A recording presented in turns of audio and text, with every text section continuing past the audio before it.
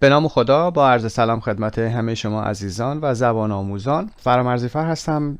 با کتاب امریکن انگلیش فایل سطح 3 یونت 6 رو با هم شروع میکنیم. در یونت 6 در بحث گرامر پسیو رو داریم. پسیو در فارسی مجهول گفته میشه. در قسمت قواعد دستوری مجهول هست. all tenses رو، یعنی تمام وجوه رو، وجه‌هایی که برای پسیو هست رو مرور خواهیم کرد. در قسمت وکب موویز داریم که مربوط به فیلم های سینمایی هست. یه سری اصطلاحات و وکب که مربوط به فیلم و کارگردانی و غیره هست رو باشون آشنا میشیم. در pronunciation sentence stress که براتون آشنا هست، استرس در جمله. و اما تایتل درس هست shot on location. shot on location. location که میدونید مکان هست و این اصطلاح shot on location یعنی فیلم برداری شده در خارج از استودیو، در خود محل، یعنی در اون استودیو فیلم برداری نشده، در جایی که اون فیلم یا اون نمایشنامه قرار اجرا بشه فیلم برداری میشه. و خود کلمه shot به این شکل هست: shoot، shot، shot. قسمت دوم و سوم shot با او نوشته میشه. خود فعل shoot معانی مختلفی داره. یه معنای شوت، شوتینگ هست، یعنی پرت کردن هست، شلیک کردن هست.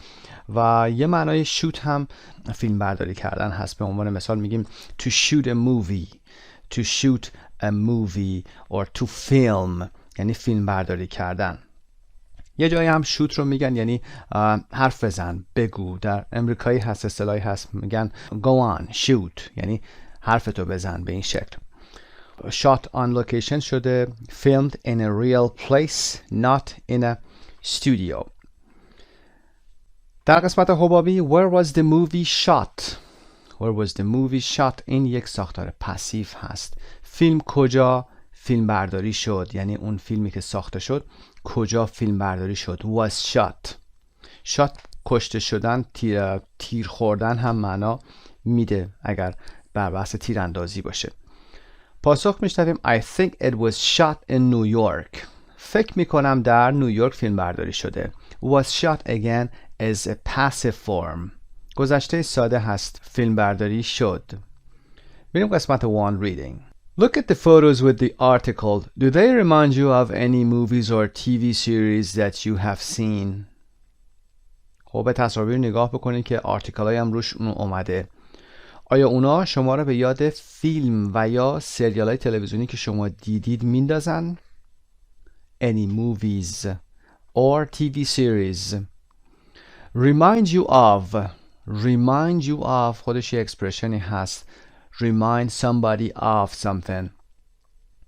کسی رو به یاد چیزی انداختن یا چیزی کسی رو به یاد چیزی بندازه، موضوعی بندازه.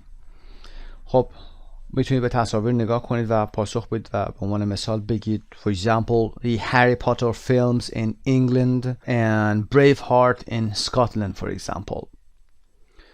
Now read the article and complete it with a past participle from the list. در قسمت پایین افعالی که اومده رو باید در جاهای خالی به کار ببریم. در کل متن 2 صفحه جایی اومده که باید این افعال رو قرار بدیم. این هم پس پارتیسیپلاش هستن. البته گذشتهش هم میشه ولی خب اینجا ما منظورمون پس پارتیسیپل هست. چرا پس پارتیسیپل میگیم؟ به خاطر اینکه ما موضوع پسیو رو داریم.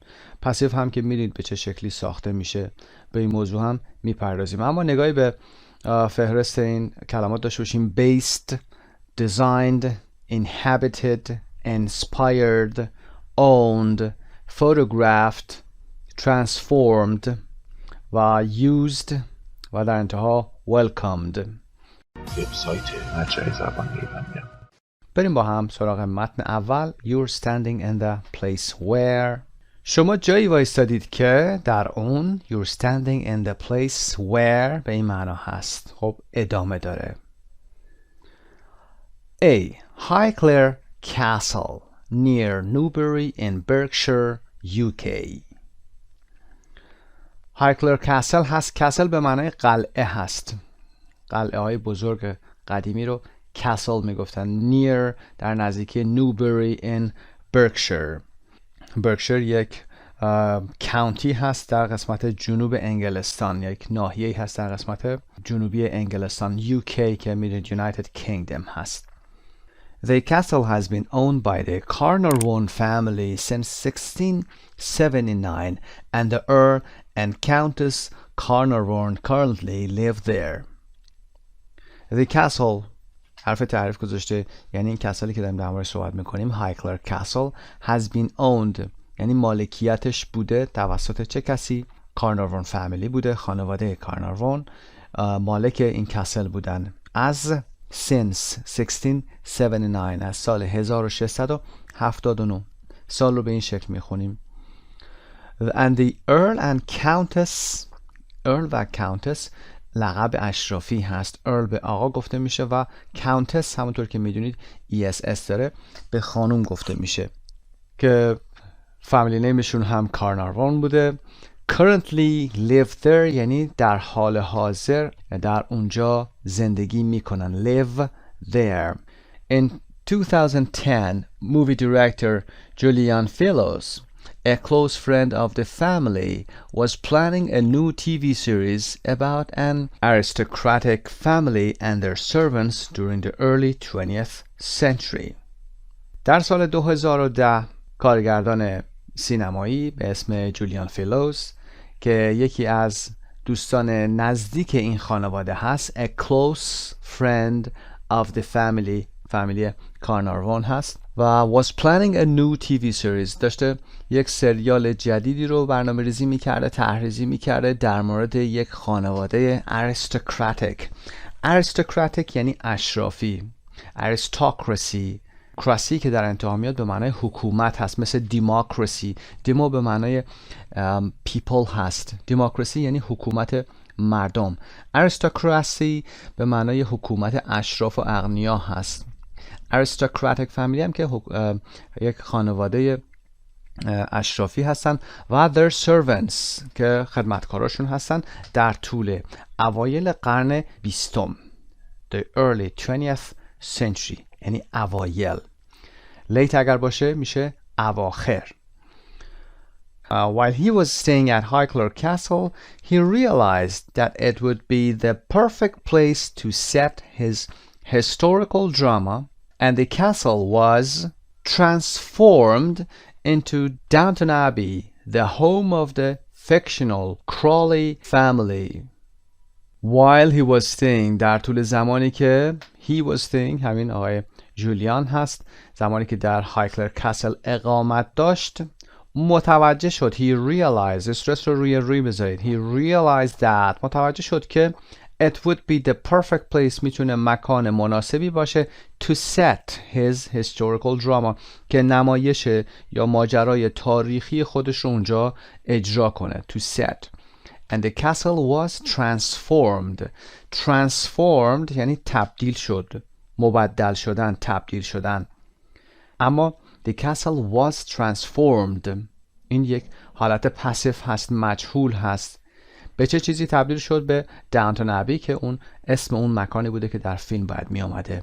was transformed تبدیل شد. حالا چه کسی اینو تبدیل کرده مهم نیست، اما شما ساختار پسیو دارید. کجا بوده؟ The home of the fictional Crawley family، منزل خانواده کرالی فیکشنال که تخیلی هست، حالا در فیلم اومده فیکشنال، تخیلی. The series was a huge success and it has been sold all over the world. این مجموعه یا سریال was a huge success یعنی یک موفقیت بسیار بزرگ بوده. huge یعنی عظیم. and it has been sold all over the world فروخته شد. has been sold فروخته شده در سراسر جهان. it has been sold. sell sold. قسمت سوم پس پارتیسیپلش آوردیم، با has been آوردیم یعنی present perfect که یک مجهولی ساختیم. فروخته شده توسط کی؟ توسط خیلی، حالا نامشخص است، unknown. Both the interior and exterior scenes were shot in and around the castle itself. Interior داخلی، exterior یعنی خارجی. scenes جمع سین هست، صحنه هست. هر دوی صحنه های داخلی و خارجی در و اطراف خود این قلعه فیلم برداری شدن. were shot in and around داخل و اطراف the castle itself یعنی خود این قلعه. In the second season of the TV series, the castle is used as a hospital during the First World War. در فصل دوم، سیزن میگیم هر بخشی که در سریال هست میگیم سیزن. در فصل دوم TV series سریال تلویزیونی the castle again آورده، the castle اسم تعریف رو آورده. این قلعه is used استفاده میشه، is used استفاده میشه به عنوان as a hospital به عنوان یک بیمارستان during در طول the first world war در طول جنگ جهانی اول. These scenes are based on a real life event. این صحنه ها are based یعنی بر پایه چیزی قرار گرفتن، بر پایه یک رخداد واقعی زندگی ساخته شده. In 1914, Lady Almina Carnarvon allowed soldiers who had been wounded to be taken care of in the castle. در سال 1914 لیدی آلمینا کارناروان allowed اجازه داد soldiers به سربازا who had been wounded.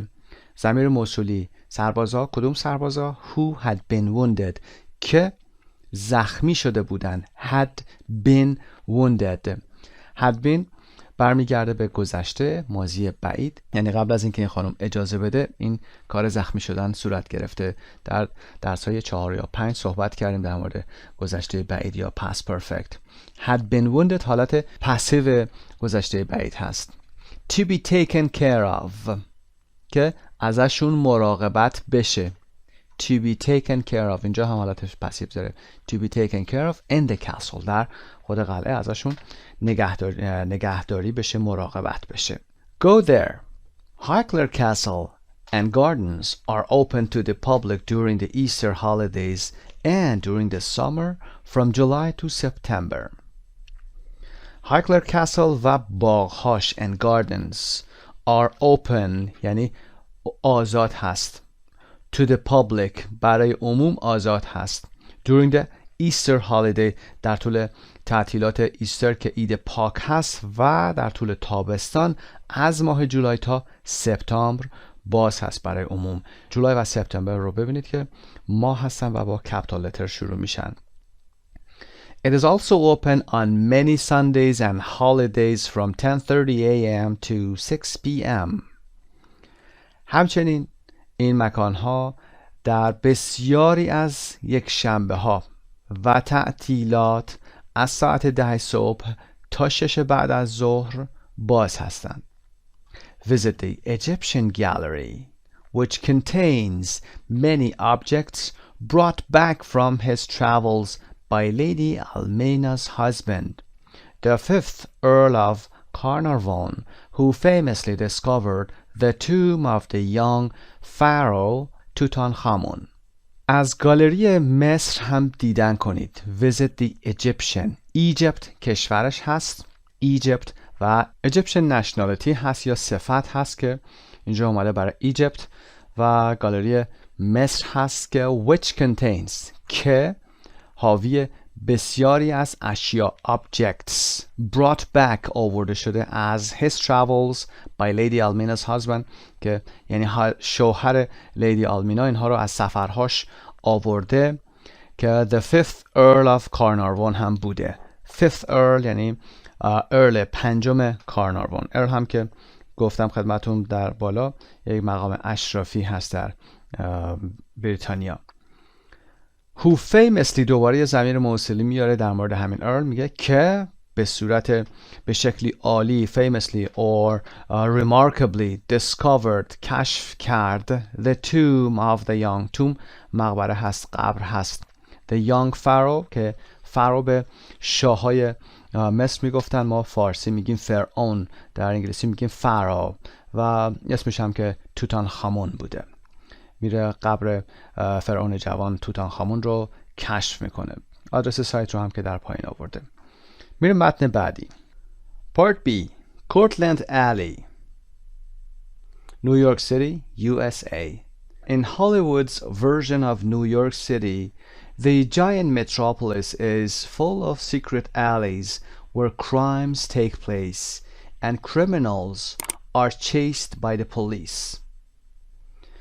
در نسخه هالیوودی Hollywood's version، نسخه هالیوودی شهر نیویورک، این شهر غول پیکر، متروپولیس به شهر کلان گفته میشه، is full of secret alleys، پر از کوچه های مخفی هست که در اون where ضمیر موصولی crimes جنایات take place رخ میده.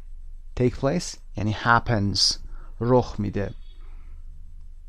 and criminals are chased by the police. criminals جانیان هستند، جنایتکاران هستند، آدمای خطرناک. they commit crimes، اونها مرتکب جرم میشن، جنایت میشن. are chased تعقیب میشن، مورد تعقیب قرار میگیرن. are chased chase یعنی تعقیب کردن. are chased passive present هست. by the police توسط پلیس. in fact there are hardly any alleys in New York today at all. در حقیقت امروزه تقریبا هیچ کوچه‌ای در نیویورک وجود نداره، به ندرت وجود داره. There are hardly any alleys in New York today at all. One of the few remaining ones, Cortlandt Alley, has been used for almost all the alley scenes in movies and TV series that are set in New York City. یکی از معدود کوچه هایی که باقی مونده که به اسم کورتلند علی هست has been used استفاده شده برای تقریبا تمامی صحنه های فیلم ها و سریال های تلویزیونی که در شهر نیویورک اجرا میشه.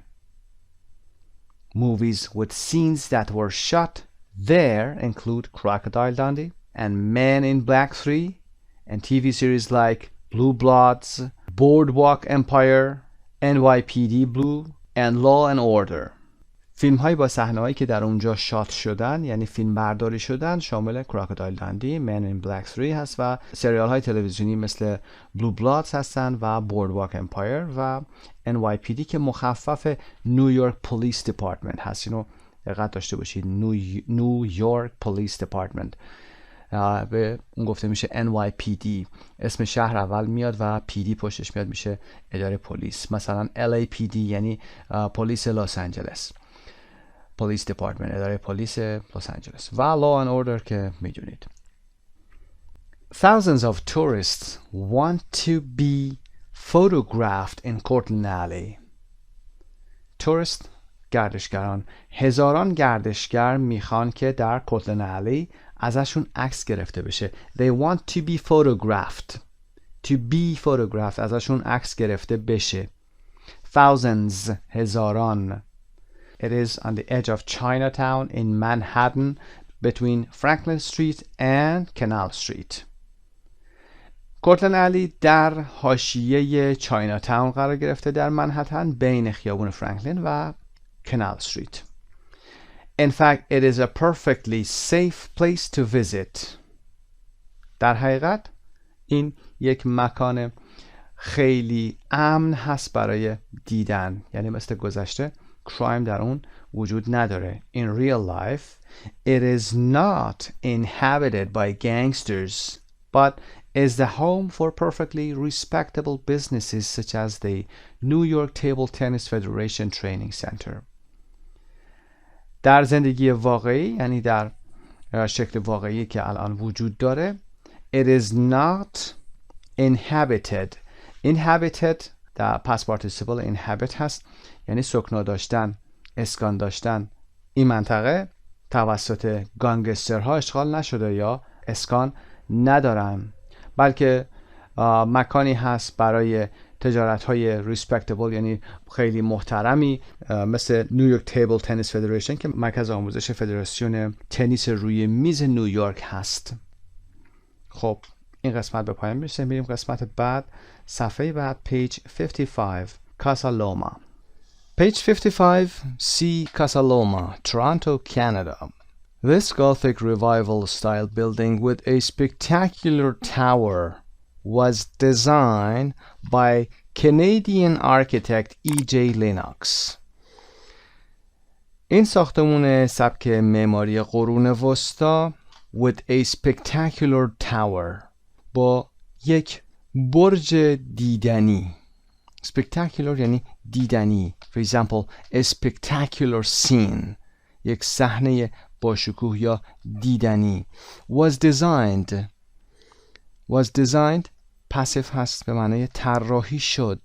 by اگر خواستیم بگیم توسط چه کسی چیزی انجام شد رو حتما by رو میاریم و میگیم که توسط کی بوده اون کار انجام شده، ولی به هر شکل این ساختار مجهوله. was designed by Canadian architect E.J. Lennox توسط معمار کانادایی به نام E.J. Lennox طراحی شد.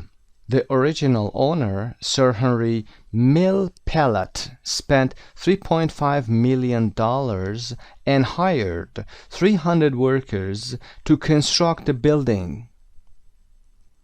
The original owner مالک اصلی هست برای هر چیزی که اسمش هم سر هنری میل پلت بود که spent گذشته spent 3.5 یعنی 3.5 میلیون دلار رو قبل از عدد قرار میدیم، سنت رو گفتیم بعد قرار میدیم. and hired 300 hired یعنی اجیر کرد، به کار گرفت. 300 workers که 300 کارگر هستند to construct the building که این ساختمان رو بسازند. to construct to build اسمش هم construction هست.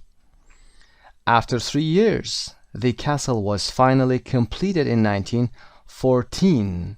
بعد از 3 سال این قلعه در نهایت was completed کامل شد در سال 1914. گذشته ساده هست. passive.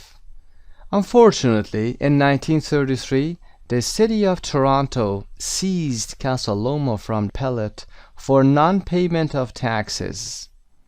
Fortunately خوشبختانه. Unfortunately متاسفانه. استرس تغییری نمیکنه، به هر شکل روی fortunately قرار میگیره. Unfortunately متاسفانه در سال 1933 the city of Toronto اینجا منظور government هست، مسئولین هست، مسئولین شهر تورنتو. seized یعنی تصرف میکنن، توقیف میکنن. کاسالوما رو که اسم این قلعه هست from Pellet for non-payment of taxes از پلت میگیرنش و به خاطر چی؟ for non-payment. payment یعنی پرداخت، non-payment یعنی عدم پرداخت، عدم پرداخت taxes مالیات ها.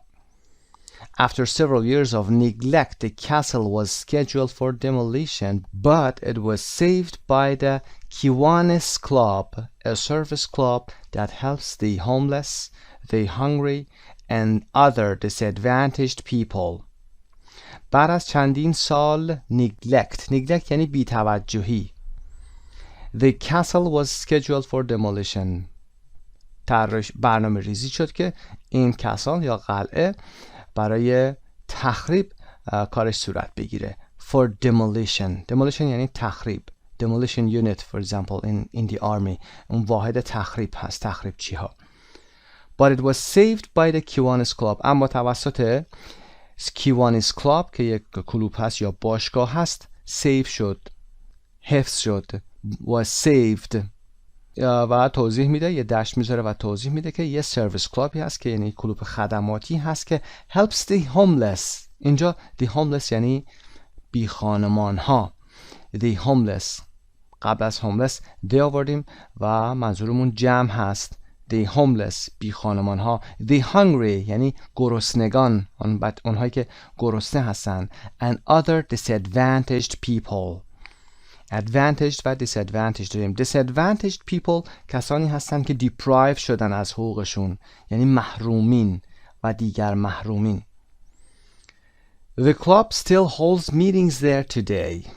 این کلوب یا باشگاه هنوز هم امروز اونجا جلساتی رو برگزار میکنه. holds meetings.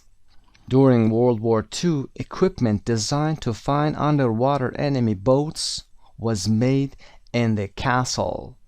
در طول جنگ جهانی دوم during World War II equipment designed تجهیزاتی که طراحی شده بود یا طراحی شده equipment uncountable یادتون باشه نگید تجهیزات فارسی هست پس equipments ما equipments نداریم اگر خواستید جمع ببندید باید از piece استفاده کنید for example 2 pieces of equipment 3 pieces of equipment or 3 pieces of electronic equipment to find underwater enemy boats که طراحی شده بودند که شناورهای زیر آبی دشمن رو پیدا بکنن underwater زیر آبی enemy boats قایق هست اما خب به وسایلی مثل submarine گفته میشه اینجا was made in the castle در این قلعه ساخته میشد was made ساخته میشد because of its unusual look the castle has been used as a location in several well-known movies such as X-Men, Chicago, and Scott Pilgrim vs. the World. این قلعه به خاطر چهره یا نمای غیر معمولش unusual look اونچه که میبینیم ظاهر غیر معمولش has been used استفاده شده present perfect هست has been used as a location in several در چندین فیلم well known یعنی مشهور famous well known movies such as از قبیل این اسامی فیلم ها در اونها به عنوان لوکیشن این فیلم ها استفاده شده X-Men Chicago and Scott Pilgrim versus این علامت VS یعنی versus the world هست در برابر for example Persepolis versus استقلال In addition author Eric Wilson was inspired by this building to write the novel The Lost Treasure of Casaloma.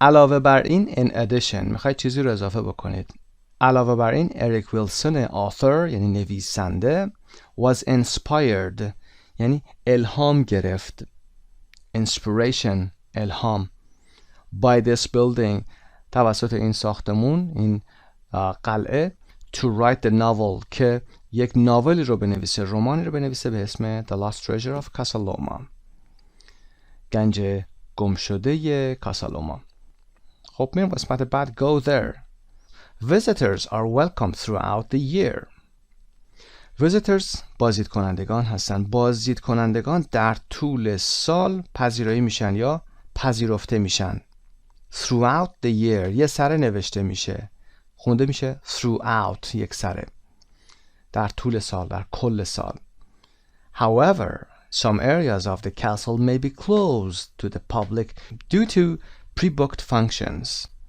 اگرچه بعضی از قسمت‌های این قلعه may be closed ممکنه بسته باشه to the public برای عموم due to pre-booked functions به دلیل pre-booked functions یعنی کارهایی که از قبل pre-booked کرده باشن یعنی پیش رزرو کرده باشن The castle is open daily from 9:30 a.m. to 5 p.m.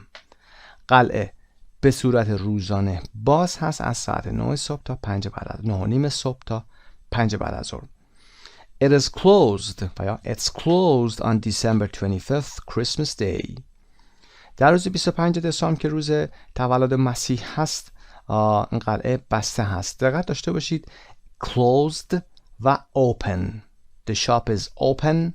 The shop is closed. به این شکل میگیم. یعنی برای close دی داریم.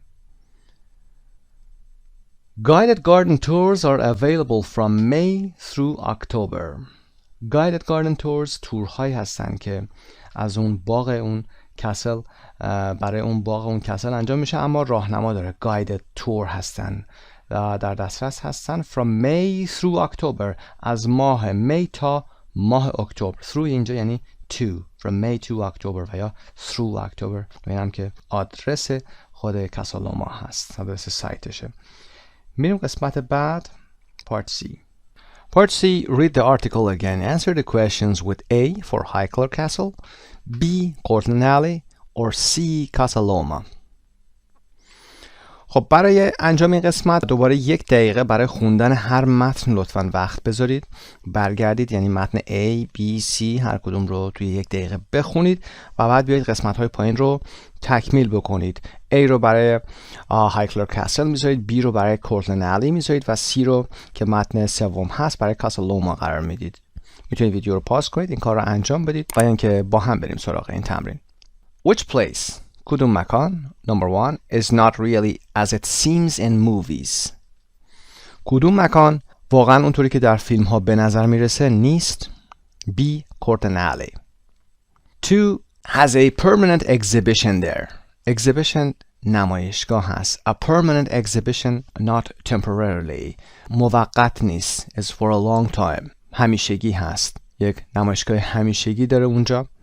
The answer is A. Hickler Castle. Number 3 was used for the same thing both in real life and on TV. هم در تلویزیون و هم در زندگی واقعی برای یک هدفی استفاده شده. The answer is A. Number 4 a place that inspired an author to write a novel about it. مکانی هست که باعث الهام بخش شدن یک موضوعی شده در ذهن یک author یا نویسنده که بیاد یه رمانی رو در موردش بنویسه. The answer is C. Casaloma. 5 is one of the few places of its kind that still exists. یکی از معدود مکانهایی از نوع خودش هست که هنوز هم موجود هست. The answer is B. Number 6 is only open during holiday periods. فقط در طول دوره های تعطیلات باز هست. A. Number 7 was taken from its owner. Was taken گرفته شد. از مالکش گرفته شد. The answer is C. Casaloma. Number 8 was used to make equipment for a war. برای ساخت تجهیزات برای یک جنگ استفاده شد. Was used استفاده شد. خب به حالتهای پسیوش هم دقت داشته باشید و اینکه پاسخ‌ها رو صحیح بدید و چک کنید. میریم قسمت دی. Have you seen any of the movies or TV series mentioned? Which of the 3 places would you most like to visit and why? خب سوال خوبی هست و یا کدوم از این فیلم ها رو که یا سریال هایی که گفته شده رو mentioned اشاره شده رو شما دیدید. Have you seen present perfect هست و کدومی که از این مکان ها رو بیشتر شما دوست دارید برید ببینید و why که میتونید پاسخش رو بدید. It's up to you. Number 2 grammar passive all tenses. Read the Hickler Castle text again. Underline an example of the present passive, the past passive, the present perfect passive, the past perfect passive, and a passive infinitive. How do you form the passive? What part of the passive changes when you want to change the tense? خب موضوع پاسیو هست. پاسخ این قسمت رو در همینجا به نمایش میذاریم. در یک حالت پیکچری هست، میتونید چک بفرمایید. در متن هم گفتیم که کدوم ها پاسیو هستن، پرزنت هستن و غیره. اما برای اینکه موضوع پاسیو رو به جزئیاتش بپردازیم بریم پیج 142 Grammar Bank 6A. Learn more about the passive and practice it.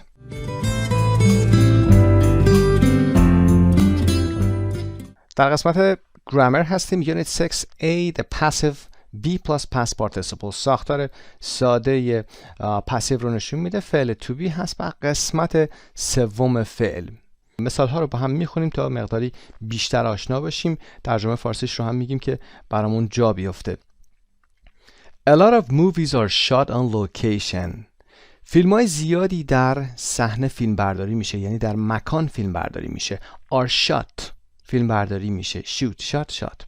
Our car is being repaired today. ماشین ما امروز داره تعمیر میشه. ساختار رو ببینید. فعل to be هست و repaired هم که قسمت سومه. میخوایم استمرار رو نشون بدیم. در پاسیو being رو بارش میاریم. Is being repaired داره تعمیر میشه. And his bike has been stolen. دوچرخه اندی دزدیده شده. Has stolen رو میشناسید. present perfect هست. been رو هم براش آوردیم. فعل to be داریم و قسمت سوم داریم میگیم که پسیو present perfect هست. داریم یه پسیو present perfect رو ارائه میدیم. دزدیده شده. اگر بخوایم بگیم به عنوان مثال شخصی a person for example دوچرخه اندی رو دزدیده میگیم he has stolen Andy's bike or a person has stolen Andy's bike. یکی دوچرخه اندی رو دزدیده. اما ما میخوایم بگیم که دوچرخه اندی دزدیده شده، یعنی دوچرخه برامون مهمتر هست. Andy's bike has been stolen. دزدیده شده. The director died when the movie was being made. کارگردان، یعنی کارگردان فیلمی که هم میخوایم صحبت بکنیم، زمان ساخت فیلمش مرد. The director died یعنی مرد. اگر بخوایم بگیم درگذشت باید بگیم passed away. Passed P-A-S-S-E-D away هم جدا هست A-W-A-Y passed away یعنی درگذشت که حالت رسمی تره.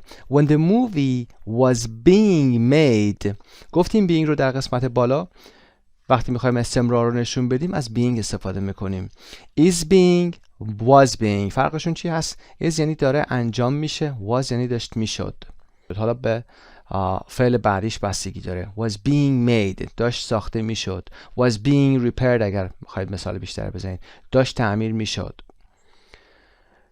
You'll be picked up at the airport by one of our staff.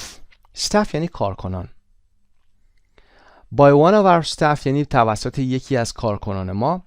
At the airport در فرودگاه you will be picked up. معادل مناسبی برای در فارسی نداره. ولی وقتی میخوایم بگیم یکی میاد دنبال شما you will be picked up میاد دنبال شما و برمیداره شما رو، یعنی میاد سوار ماشین میکنه و میاره حالا به شرکت. You will be picked up ساختار چیه؟ be دارید و picked up. خب ساختار پسیو you will که آینده رو نشون میده، پس مجهول در آینده رو هم داریم میبینیم. This bill has to be paid tomorrow. این قبض فردا باید پرداخت بشه. has to be paid has to به علاوه be paid هست، باید پرداخت بشه.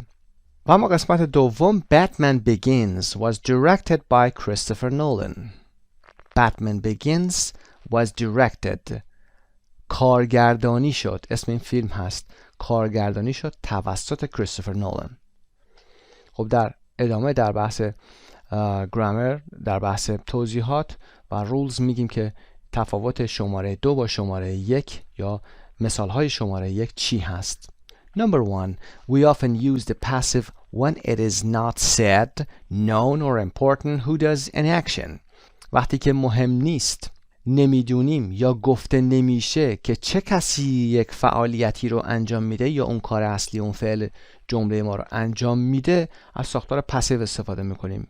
مثل Andy's bike has been stolen. دوچرخه اندی دزدیده شده. ما در مورد کسی صحبت نکردیم، در مورد دوچرخه اندی داریم صحبت میکنیم. خبر مهممون دوچرخه اندیه. چه اتفاقی افتاد؟ has been stolen دزدیده شده. و توضیح میده somebody has stolen Andy's bike we don't know who. یکی دوچرخه اندی رو دزدیده، ما نمیدونیم کی بوده. و اما برای قسمت دوم که بتمن بیگینز بود if you want to say who did the action used by اگر خواستید بگید چه کسی این کار رو انجام داد از by استفاده میکنید، یعنی خبر رو میارید میگید، موضوع اصلی رو اول میارید و بعد by رو میارید میگید. We can often say things in two ways in the active or in the passive. Compare. اغلب میتونیم موضوعات رو به دو حالت بگیم که اول عرض کردم خدمتون، یا حالت اکتیو که معلوم هست یعنی چه کسی کاری رو انجام داده، و یا حالت پاسیو هست که موضوع انجام شده مهمتره. مقایسه میکنیم Batman Begins was directed by Christopher Nolan. خب فیلم Batman Begins توسط کریستوفر نولان کارگردانی شد. The focus is more on the movie. فوکس یا تمرکز بیشتر بر روی خود فیلم هست، یعنی فیلم رو اول آوردیم، شنونده اول فیلم رو میشنوه. و اما مثال بعدی Christopher Nolan directed Batman Begins in 2005. کریستوفر نولان فیلم Batman Begins رو در سال 2005 کارگردانی کرده. The focus is more on Nolan. تمرکز بیشتر برای نولان هست، یعنی خبر اول مهمتره، اول آوردیم، پس کریستوفر نولان اینجا جمله معلوم داریم ازش. در بالا کریستوفر نولان رو جمله مجهول داشتیم، در جمله مجهول میگیم by کریستوفر نولان، در جمله معلوم سابجکت رو اول میاریم میگیم کریستوفر نولان directed Batman Begins. We form negatives and questions in the same way as in active sentences. برای ساخت جمله های منفی و سوالی همون کاری که در ساخت جمله های معلوم انجام میدیم در این حالت پسیو هم انجام میدیم. مثلا میگیم some movies aren't shot on location. اگر مثبتش کنیم some movies are shot on location. بعضی از فیلم ها در لوکیشن فیلم برداری میشه. منفیش aren't shot. بعضی از فیلم ها در لوکیشن فیلم برداری نمیشه. و آیا سوالی is your car being repaired today؟ آیا دوچرخه شما امروز داره تعمیر میشه؟ همون ساختار جمله های اکتیو هست. We often use the passive to talk about processes, for example, scientific processes, and in formal writing, such as newspaper reports. اغلب از ساختار پسیو یا مجهول برای صحبت در مورد یه سری پروسه ها، فرایند ها، یعنی مراحلی که پشت سر هم میان و منتج به تولید چیزی میشه. به عنوان مثال scientific processes که فرایند های علمی هست. پروسه های علمی هست یعنی در اون شما کاری رو انجام میدید و پروسه ای رو دارید تا به یه نتیجه یا محصولی میرسید. و یا در formal writing در نگارش های رسمی مثل گزارش های روزنامه و یا رسانه از ساختار پسیو استفاده میکنید. مثال میگه then the water is heated to 100 degrees. مشخص یک scientific process هست. سپس آب تا 100 درجه حرارت داده میشه. خب then the water از لینکرها هست مثل first, then, first of all و یا حالتهای دیگه یا در نهایت میگی finally. اما یادتون باشه برای then شما دیگه کاما ندارید. وقتی میگید first و یا second بعدش کاما میذارید. after that دوباره یه کاما میذارید و وقتی که finally هم میگید یه کاما میذارید وقتی پروسه رو مثل پروسه علمی تولید چیزی رو دارید انجام میدید. اما برای then دیگه شما کاما ندارید. نکته بعدی خود موضوع درسمون هست is heated یعنی حرارت داده میشه. to 100 degrees تا 100 درجه بهش حرارت داده میشه. چه کسی این کار انجام میده؟ the scientist, the student. اصلا مهم نیست چه کسی این کار انجام میده. دانشمند هست، دانشجو هست، چه کسی این کار انجام میده. نیازی نیست شما نمیتونیم در تمام مراحل تولید به عنوان مثال یک کار شیمی بیایم اسم همه کسانی که این کار انجام میدن رو بگیم آب حرارت داده میشه از فیلتر عبور میکنه. همینطور پشت هم پسیو استفاده میکنیم. به همین دلیل هست که متون علمی به این شکل پر از ساختار پسیو هست. و اما مثال بعدی که گفتیم که متون رسمی هست many buildings in the city have been damaged by the earthquake. بسیاری از ساختمان ها در شهر توسط زلزله صدمه دیدن، تخریب شدن. have been damaged ساختار پسیو هست. خب بخش گرامر در اینجا به پایان میرسه. برمیگردیم به درس اصلی.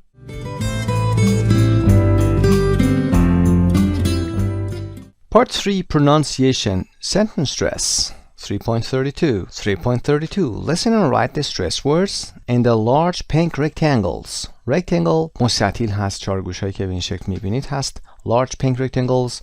مستطیل های بزرگ صورتی رنگ هستن. باید کلماتی که استرس میگیرن میشنوید رو بیایید در این قسمت قرار بدید. بقیه کلمات در قسمت هایی قرار میگیرن که رنگ دیگه ای داره، رنگ روشن هست، در کتابتون مشخصه. این کلماتی هستن که انفورمیشن درشون وجود نداره و باید در قسمت کمرنگ قرار بدیم. به طور کلی میشه گفت کلمات ربطی، افعال کمکی و حروف تعریف مثل a و the یا an اینها استرس نمیگیرن و سوالاتی و کلماتی مثل کلمات WH question ها و فعل اصلی، اسامی و ادجکتیف ها یا صفت ها اینا کلماتی هستن که بولتر و یا با صدای بلندتر گفته میشن یا به عبارتی گراماتیکال بگیم استرس میگیرن. به فایل صوتی 332 گوش میکنید و پاسخها رو میدید و بعد با هم چک خواهیم کرد. Number 1 The movie is based on a famous book. خب مشخصه the صدای کمتری گرفته، movie صدای بلندتر، is based فعل اصلی هست، on a که مشخصه کلمات ربطی هستن و حرف تعریف هست و famous که ادجکتیو و book که نیم هست استرس گرفته. بقیه جملات هم به همین شکل هست. پاسخش رو به صورت تصویر براتون قرار میدیم. کلماتی که underline شدن اونها کلماتی هستن که استرس گرفتن و بقیه کلمات unstressed هستن. در قسمت B look at the stressed words and try to remember what the other unstressed words are. Then listen again to check and write them in. خب این کار رو با هم انجام دادیم. میتونید شما دوباره مرور بفرمایید و ببینید که چه کلماتی در جمله ها استرس میگیرن و چه کلماتی استرس نمیگیرن. خب بخش 6A قسمت اول در اینجا به پایان میرسه. موفق باشید. به نام خدا. یونیت 6A page 56 از امریکن انگلیش فایل سطح 3 رو شروع میکنیم با vocabulary movies. Look at some extracts from the text in one. What do you think the highlighted phrases mean? 3 جمله از متن‌های صفحه قبل استخراج شده. یه سری کلمات هم هست که هایلایت شدن اینجا یا عباراتی هستن که هایلایت شدن. باید معنیشون رو بگیم چی هست که در متن درس کار کردیم. Number 1, Cortlandt Alley has been used for almost all the alley scenes in movies and TV series that are set in New York. Are set به معنای رخ دادن، اتفاق افتادن هست. These series took place in New York or happened in New York. Number 2, these scenes are based on a real life event. Are based رو گفتیم بر پایه چیزی قرار گرفتن هست، از چیزی اقتباس کردن، گرفته شدن هست. To make these scenes, they use details and facts from a real life situation. Number 3, both the interior and exterior scenes were shot in and around the castle itself. Were shot گفتیم در مورد فیلم یعنی فیلم برداری شدن. Were shot فیلم برداری شدند. Was shot فیلم برداری شد. Were shot means were filmed. و قسمت B page 159 vocabulary bank movies کلمات تخصصی بیشتری رو در ارتباط با فیلم در قسمت vocab در صفحه 159 یاد میگیریم. با هم میریم به صفحه 159 کلمات جدید رو یاد میگیریم، تمرین میکنیم و دوباره برمیگردیم به همین قسمت C.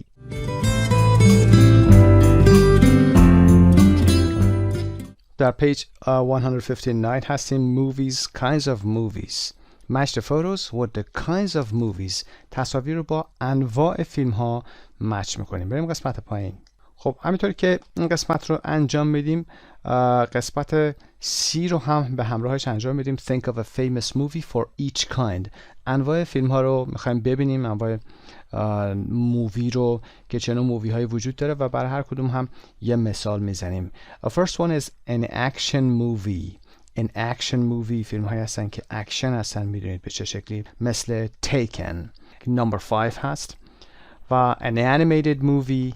animated movie استرس رو دقت داشته باشید، تلفظش رو ببینید. فیلم هایی هستن که کارتونی هستن مثل شرک. Number 3 هست در قسمت بالا. و a comedy number 12 هست. comedy تلفظش هست و میتونیم پت دیتکتیو رو مثال بزنیم. نمبر 12 که در این تصویر میبینید آقای جیم کری هست، پت دیتکتیو. و بعدی هم که دراما هست. دراما تلفظشو دراما، نمونهش people like us و فیلم های درام هستن. a historical movie فیلم تاریخی هست. historical استرس رو دقت داشته باشید، حتما در قسمت ت استرسش رو بذارید. historical movie فیلم تاریخی مثل Braveheart. نمبر 11 هست. و نمبر 6 a horror movie فیلم ترسناک هست. نمبر 6 همونطور که میبینید تصویر دراکولا رو نشون میده. از این قبیل فیلم ها هورر مووی هستن، نمونهشون دراکولا یا سینستر میتونید بگید. و نمبر 2 a musical هست. a musical like Chicago فیلم هایی هستن که بخشی از اون یا تمام فیلم با آهنگ و ترانه و گاهی وقتا هم با تصاویری از رقص هست. و a science fiction movie و یا sci-fi که در درس هم عرض کردم خدمتون، sci-fi و یا science fiction movie مثل فیلم The Hunger Games میتونه باشه. تصویر 9 هم از نوع فیلم science fiction هست، علمی تخیلی. science علمی، fiction تخیلی. و a thriller فیلم های مهیجی هستن. نمبر 7 رو میبینید مثل The Cabin in the Woods. اینا فیلم های هستن مهیجن، هیجانی هستن. گاهی وقتا فیلم های شکل های اکشن دارن، گاهی وقتا دیتکتیو هستن، کاراگاهی هستن. و نمبر 4 a war movie هست. a war movie فیلم جنگی هست مثل Battleship که فیلم جنگی بوده و یا Saving Private Ryan که یکی از فیلم های معروف بوده. و نمبر 8 هم که وسترن فیلم وسترن هست، فیلم های قدیمی هست، معمولا در مورد غرب قدیم هست، مثل Good Bad Ugly هستن، خوب بد زشت، و یا For a Fist of Dollar برای یک مشت دلار هست. خب قسمت A و C رو با هم انجام دادیم. پارت B رو 333 listen and check داشته باشید. حتما بعد از هر کلمه‌ای که گفته میشه، عبارتی که گفته میشه، پاز کنید و تکرار کنید که انواع فیلم ها رو با لهجه امریکن یاد بگیرید. میریم قسمت بعد. Part D. What kind of movie is often؟ چه نوع فیلمی اغلب به این شکل funny, violent, exciting, scary, moving؟ چه نوع فیلمایی به این شکل هستن؟ خب توضیح میدیم. فانی فیلمایی هستن که شاد هستن. An animated movie, a comedy, a musical. اینا فیلمایی هستن که فانی هستن. فیلمای کارتونی، کامدی و میوزیکال. Violent فیلمایی هستن که خشن هستن. استرس و violent.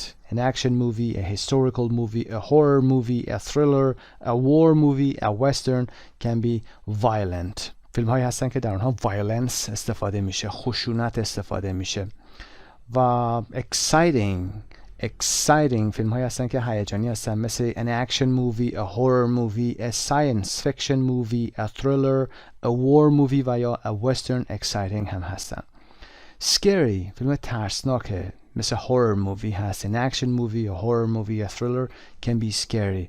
moving فیلم هایی هستن که گاهی وقتا سوزناکن یا احساس برانگیز هستن، مثل a drama, a historical movie و یا a war movie or moving movies. Part E. What kind of movies do you or don't you like? Why؟ خب بستگی به خودتون داره. قسمت ها رو دیدید، استفاده بکنید، بگید چه نوع فیلمی رو دوست دارید، چه نوع فیلمی رو دوست ندارید، دلیلش رو هم بگید. movie and film یه نوتی گذاشته. movie and film mean the same. هر دوتاشون به یه معنا هستن. but film is more common in British English. واژه فیلم رو در British English بیشتر استفاده میکنیم. مووی در امریکن استفاده میشه. هر دو به معنای فیلم هستن، فیلمی که تماشا میکنیم. we're going to watch a movie و یا we're going to watch a film. و اما part 2. people and things. match the nouns and definitions. دیگه میدونید اسم ها و definition ها که معانی هست، تعاریف هست رو ببینیم. میخونیم کلمات رو یه دور. audience, cast, extra, plot, review, scene, script, sequel و soundtrack, special effects, star و subtitles. خب number 1 cast هست. cast هنرپیشه ها هستن. all the people who act in a movie. اینها کست هستن. وقتی فیلم تمام میشه در انتها شما میبینید اول کست میاد، یعنی کسانی که توی فیلم ایفای نقش داشتن. Number 2 star, also verb. star هم میتونه اسم باشه، هم میتونه فعل باشه. The most important actor or actress in a movie. کسی که most important actor هست و یا actress هست، یعنی هنرپیشه مرد و یا هنرپیشه زن در یک فیلم هست، میشه star. به عنوان ورب هم که گفتیم استفاده میشه. مثلا میگیم this movie stars جیم کری. این فیلم ستارش جیم کری هست. ما در فارسی عکسش رو میگیم. و number 3 soundtrack. the music of a movie هست. soundtrack موسیقی یا آهنگ یک فیلم هست و یا اینکه مکالمات خاصی در خود فیلم باشه. number 4 the story of a movie که موضوع یا طرح فیلم هست. plot هست. پلات اون سری وقایعی هست که اتفاق میفته پشت سر هم و کل داستان فیلم رو میسازه. و اما scene, a part of a movie happening in one place. scene همون صحنه هست، بخشی از یک فیلم هست که در یک مکان اتفاق میفته، میگیم scene. و number 6 the people who watch a movie in a movie theater. کسانی که در سینما یه فیلم رو تماشا میکنن audience هستن. audience. و number 7 a movie that continues the story of an earlier movie. یه فیلمی هستش که ادامه یه فیلم قبلیه. به عنوان مثال شما یک فیلمی رو مثال بزنیم، مثلا Die Hard رو که فیلم قدیمی هست. Die Hard 1, Die Hard 2, Die Hard 3. هر فیلمی که میاد پشت سرش فیلم بعدی ادامه همون فیلم هست، این میشه sequel. ادامه این داستان هست. مثلا the sequel to this story will be shown tomorrow. ادامه این داستان فردا نشون داده میشه. sequel ادامه هست. یه واژه متضادی سیکوال هم داره. به جای سی یعنی SE شما اگر پری بذارید PRE، پری که میدونید پیشوند پیش هست. پریکوال هم داریم که عکس سیکوال هست، یعنی فیلم اولی میشه پریکوال. اون چی که فیلم مقدمه بوده، قبلی بوده، و بعدیش میشه sequel. Number 8. Images often created by a computer. تصاویر هستن که اغلب توسط کامپیوتر درست میشن. اینها special effects هستن، تصاویری که توسط کامپیوتر درست میشه. و اینکه یادتون باشه special effects با ای بنویسید و استرسش هم روی ف بذارید. effects با ای اگر بذارید affect میشه که فعل هست و اشتباهه. special effects جلوه های ویژه. Number 9. The words of the movie که نمایشنامه هست، فیلم نامه هست، آنچه که نوشته میشه، تمام چیزهایی که در فیلم گفته میشه script هست، متنش هست. Number 10. A person in a movie who has a small unimportant part, for example in a crowd scene. کسی که یک نقش خیلی کوچیک و یا بی اهمیتی رو در فیلم اجرا میکنه و یا اینکه در کلا در یک جمعیتی قرار میگیره که در فارسی بهش میگیم سیاهی لشکر، در انگلیش گفته میشه extra. He's an extra و یا she was an extra. Number 11. The translation of the dialogue into another language. The translation یعنی ترجمه هست. Translation و یا translation هر دو صحیح است. Of the dialogue که مکالمات هست، صحبت ها هست. Into ترجمه شده into another language به زبان دیگه ترجمه میشه که پاسخ این قسمت سابتایتل هست. اما سابتایتل لزوما ترجمه نیست، گاهی وقتا خود زبان اصلی هم هست. میتونه text version of the dialogue in films باشه. Usually displayed at the bottom of the screen. تعریف سابتایتل میتونه باشه. اما واژه سابتایتل رو داشتیم. داب هم داشتیم، DUB که دوبله شده هست. اما DUB رو دوب میخونیم، دوبله شده میگیم که دوبله شده صدا رو میذاریم، صدای هنرپیشه‌های دیگه کشور دیگه میاد رو اون قرار میگیره یا هنرمندان دیگه میاد روش قرار میگیره. و number 12. An article that gives an opinion on a new movie, book, etc. آرتیکل یا مقاله‌ای که نظری رو روی فیلم جدید، کتاب جدید و غیره میده. حالا هر محصول هنری رو میده، اثری میده. این آرتیکل بهش گفته میشه ریویو و یا نقد هم در فارسی میگیم. Part B 334. Listen and check. گوش میکنید، definition رو میپوشونید و به کلمات نگاه میکنید. سعی کنید هر کلمه رو به انگلیسی تعریف کنید. حتما این کار رو انجام بدید. خب میریم قسمت 3. Verbs and phrases. A. Match sentences 1 to 6 with sentences A to F. جمله‌ای که در 1 to 6 اومده با جمله‌ای که در A to F اومده باید با هم مچ بشه. Number 1. It was directed by Tate Taylor. این توسط Tate Taylor کارگردانی شده. It was directed by ساختار پسیو هست، بعد بای رو آوردیم چون اسم کسی رو که این کار رو انجام داده خواستیم بگیم و پاسخمون هم B هست. He was the director. اون دیرکتور بوده و یا دایرکتور بوده به معنای کارگردان. 2. It was dubbed into other languages. این فیلم به زبانهای دیگه هم داب شده یعنی دوبله شده. پاسخ D هست. The voices of foreign actors were used. هنرپیشه‌ها و یا هنرمندای کشور خارجی صداشون روش گذاشته شده یا استفاده شده. Number 3. Viola Davis played the part of Eileen Clark. وایلا دیویس نقش آیبلین کلارک رو بازی کرده. و یا به عبارت دیگه میتونیم بگیم انسرمون میتونه C باشه. This was her role in the movie. این نقشش در فیلم بوده. Her role رو به عنوان نقش ببینید که LE داره در انتها. رول پیچوندن double L هست. Number 4. The movie is set in Mississippi in the US during the 1960s. فیلم در میسیسیپی در ایالات متحده در طول دوره 1960 اتفاق میفته یا سالهای 1960 اتفاق میفته. is set. Number 4 is set که ای هست پاسخ. It was situated in that place at that time. قرار گرفتن در اون منطقه در اون زمان هست. is set. این فیلم موضوعش در اون زمان اتفاق میفته و در اون مکان اتفاق میفته. During the 1960s. یادتون باشه 1960s یعنی دهه و قبلش هم حتما the رو حرف تعریفش رو لازم داریم. Number 5. It is based on the novel of the same name by Catherine Stockett. این فیلم بر اساس یه ناولی هست یا رمانی هست با همین نام که نوشته کاترین استاکت هست. معادل این جمله‌مون It was an adaptation of the book. adaptation یعنی adapt کردن، اقتباس شده. این فیلم اقتباس شده از کتاب هست، گرفته شده از کتابی هست. و it was shot or filmed on location in Greenwood, Mississippi. It was shot یعنی فیلم برداری شد. شات به معنای فیلم برداری کردن. On location در صحنه فیلم برداری شد، در اون مکان فیلم برداری شد. Not in the studio. که معادلش it was filmed in the real place, not in a studio.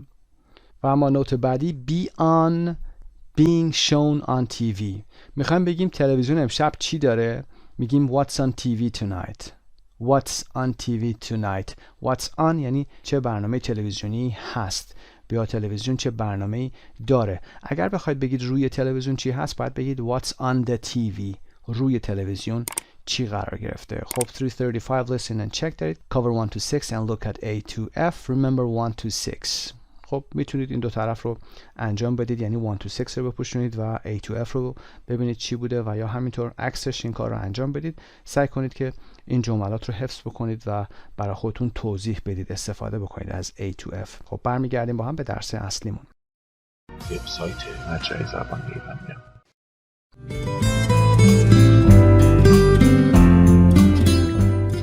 Part C. Explain the difference between these pairs of words and phrases. خب کلماتی شبیه به هم رو آورده که تقریبا در یه مقوله هستن اما معانیشون و کاربردشون متفاوت هست. مثلا number 1 a plot and a script.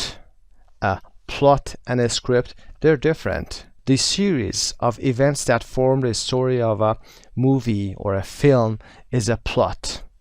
plot به یه سری یا سلسله ماجراهایی که پشت سر هم اتفاق میفته و داستان فیلم رو میسازه میگیم plot. Script is a written text of a movie. متن فیلم هست که نوشته شده، در اون نوشته میشه که چه کسی چه چیزی میگه در این فیلم و چه کارهایی باید انجام بشه. Script که نمایشنامه هم میگیم یا فیلم نامه. Number 2 a horror movie and a thriller. A horror movie و thriller با هم کمی تفاوت دارن. A horror movie is a type of movie that is designed to frighten people, but a thriller is a movie with an exciting story, especially one about crime. A horror movie فیلمی هستش که برای ترسوندن مردم هست، فیلم وحشتناک و ترسناک هست. اما thriller میتونه فیلم های دیتکتیو باشه، کاراگاهی باشه که در مورد کرایم و غیره هست. بعضی وقتا thriller میتونه حالا اکشن هم باشه و یه وقتایی میتونه بعضی از قسمتاش هورر هم باشه. A musical and a soundtrack. Musical is a movie in which part or all of the story is told using songs and often dancing. میوزیکال فیلم هایی هستن که در اونها که بخشی و یا بیشتر بخش های فیلم با آهنگ و ترانه و یا گاهی وقتا با رقص همراه هست.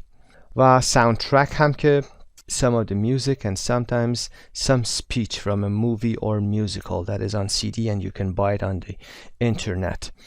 ساوندترک هم که موزیک یا موسیقی متن فیلم هست یا بعضی وقتا فایل های صوتی خود متن هست که میشه در اینترنت اگر دوست داشته باشید اون فیلم رو برید تهیه بکنید.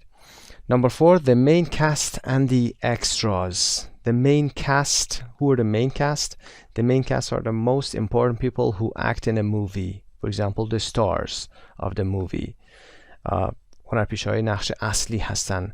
And the extras در فارسی میگیم سیاهی لشکر هستن. People who are employed to play a very small part in a movie, usually as a part of a crowd. بعضی وقتا به عنوان سیاهی لشکر اینا نقش ایفا میکنن و یا اینکه کسانی که عبوری هستن و نقش اصلی رو ندارن، main cast نیستن. Part 5 Speaking. Read the movie interview and think about your answers and reasons. خب با هم وکب رو خوندیم در مورد مووی و مطمئنم که اطلاعات زیادی در مورد فیلم الان دارید و میتونید به بعضی از سوالاتی که در ارتباط با فیلم هست پاسخ بدید. خب کاری که اینجا شما باید انجام بدید این هست که ما با هم سوالات رو کار خواهیم کرد. یعنی سوالات رو بنده میپرسم و شما باید پاسخ بدید. این کار برای اینترویو یا مصاحبه شما خیلی خوب هست.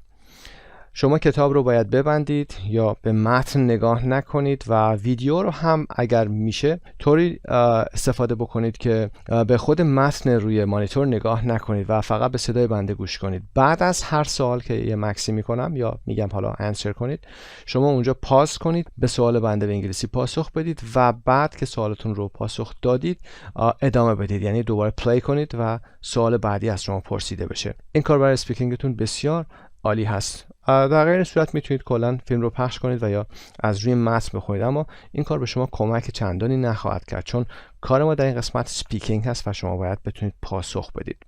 Okay, number one. Can you think of a movie that was incredibly funny? Now you pause the movie and then answer. Next, can you think of a movie that had a very sad ending?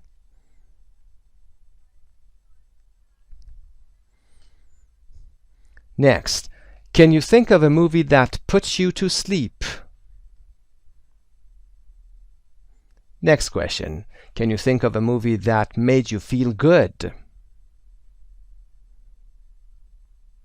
Next question, can you think of a movie that you have seen several times?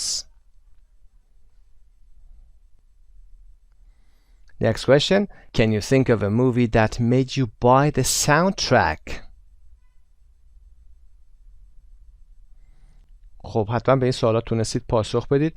اگر قسمتی رو هم متوجه نشدید، سوال اول عنوانش به این شکل هست، میتونید فیلمی رو بگید که was incredibly funny، به طور باور نکردنی خنده‌دار بود، had a very sad ending، پایان خیلی غم انگیزی داشت و put you to sleep، شما وقتی فیلم رو نگاه کردید به خواب رفتید یا وقتی که این فیلم رو نگاه کردید به خواب رفتید. و اینکه made you feel good، احساس خوبی گرفتید از فیلم و اینکه you've seen several times، اون رو چندین بار دیدید. و در انتها هم made you buy the soundtrack، فیلم طوری بود که شما رفتید و ساوندترکش رو یا موزیک متنش رو رفتید خریدید یا از اینترنت دانلودش کردید. خب میریم قسمت دوم، do you prefer رو هم با هم بپرسیم ببینیم. Do you prefer seeing movies at home or in the movie theater؟ خب اینجا پاسخ به سوال رو بدید. Do you prefer seeing movies at home or in the movie theater? Next question. Do you prefer seeing A. American movies, B. Other foreign movies, C. Movies from your country?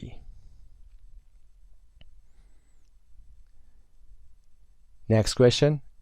Do you prefer seeing foreign movies dubbed or with subtitles? خب حتما تونستید به این سوالات هم پاسخ بدید. سوال اول آیا ترجیح میدید هست کلا do you prefer، بعدش هم جیران داریم در هر سه حالت. ترجیح میدید که فیلم رو در خونه ببینید یا در سینما ببینید in the movie theater. و سوال بعدی که سه گزینه داره seeing، ترجیح میدید که ببینید فیلم آمریکایی ببینید، فیلم های خارجی دیگه ببینید و یا فیلم هایی که از کشور خودتون تولید میشه ببینید.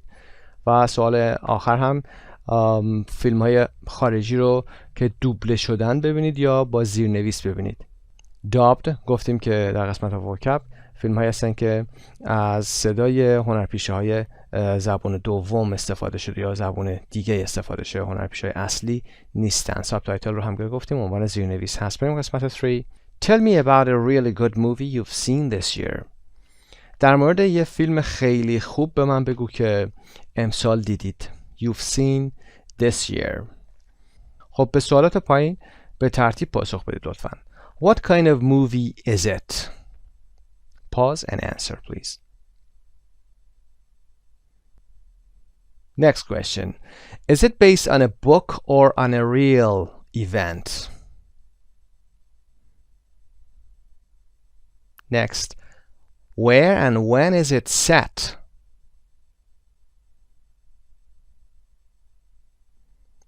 Next question.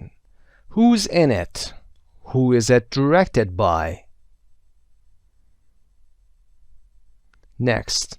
Does it have a good plot? Next question. Does it have a good soundtrack?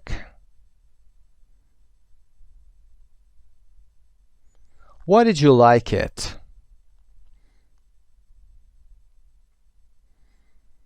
خب امیدوارم که تونسته باشید به این سوالات بسیار خوب عمومی و بعضی قسمت ها تخصصی تونسته باشید پاسخ بدید. What kind of movie که میدونید که میتونه animated باشه، میتونه horror باشه، action movie، thriller و غیره باشه. Based on a book or on a real event که بر اساس کتابی نوشته شده باشه یا یک واقعی باشه، رخداد واقعی باشه. و where and when is it set کجا رخ میده، یعنی موضوع اصلی فرضاً در نیویورک اتفاق میفته یا در فضا اتفاق میفته. Who's in it کی توش هست، منظور این که ستار فیلم کی هست. For example Jim Carrey is in it. و who's it directed by توسط کی کارگردانی میشه. Does it have a good plot پلاتش خوبه، موضوع داستان خوب هست، موضوع فیلم.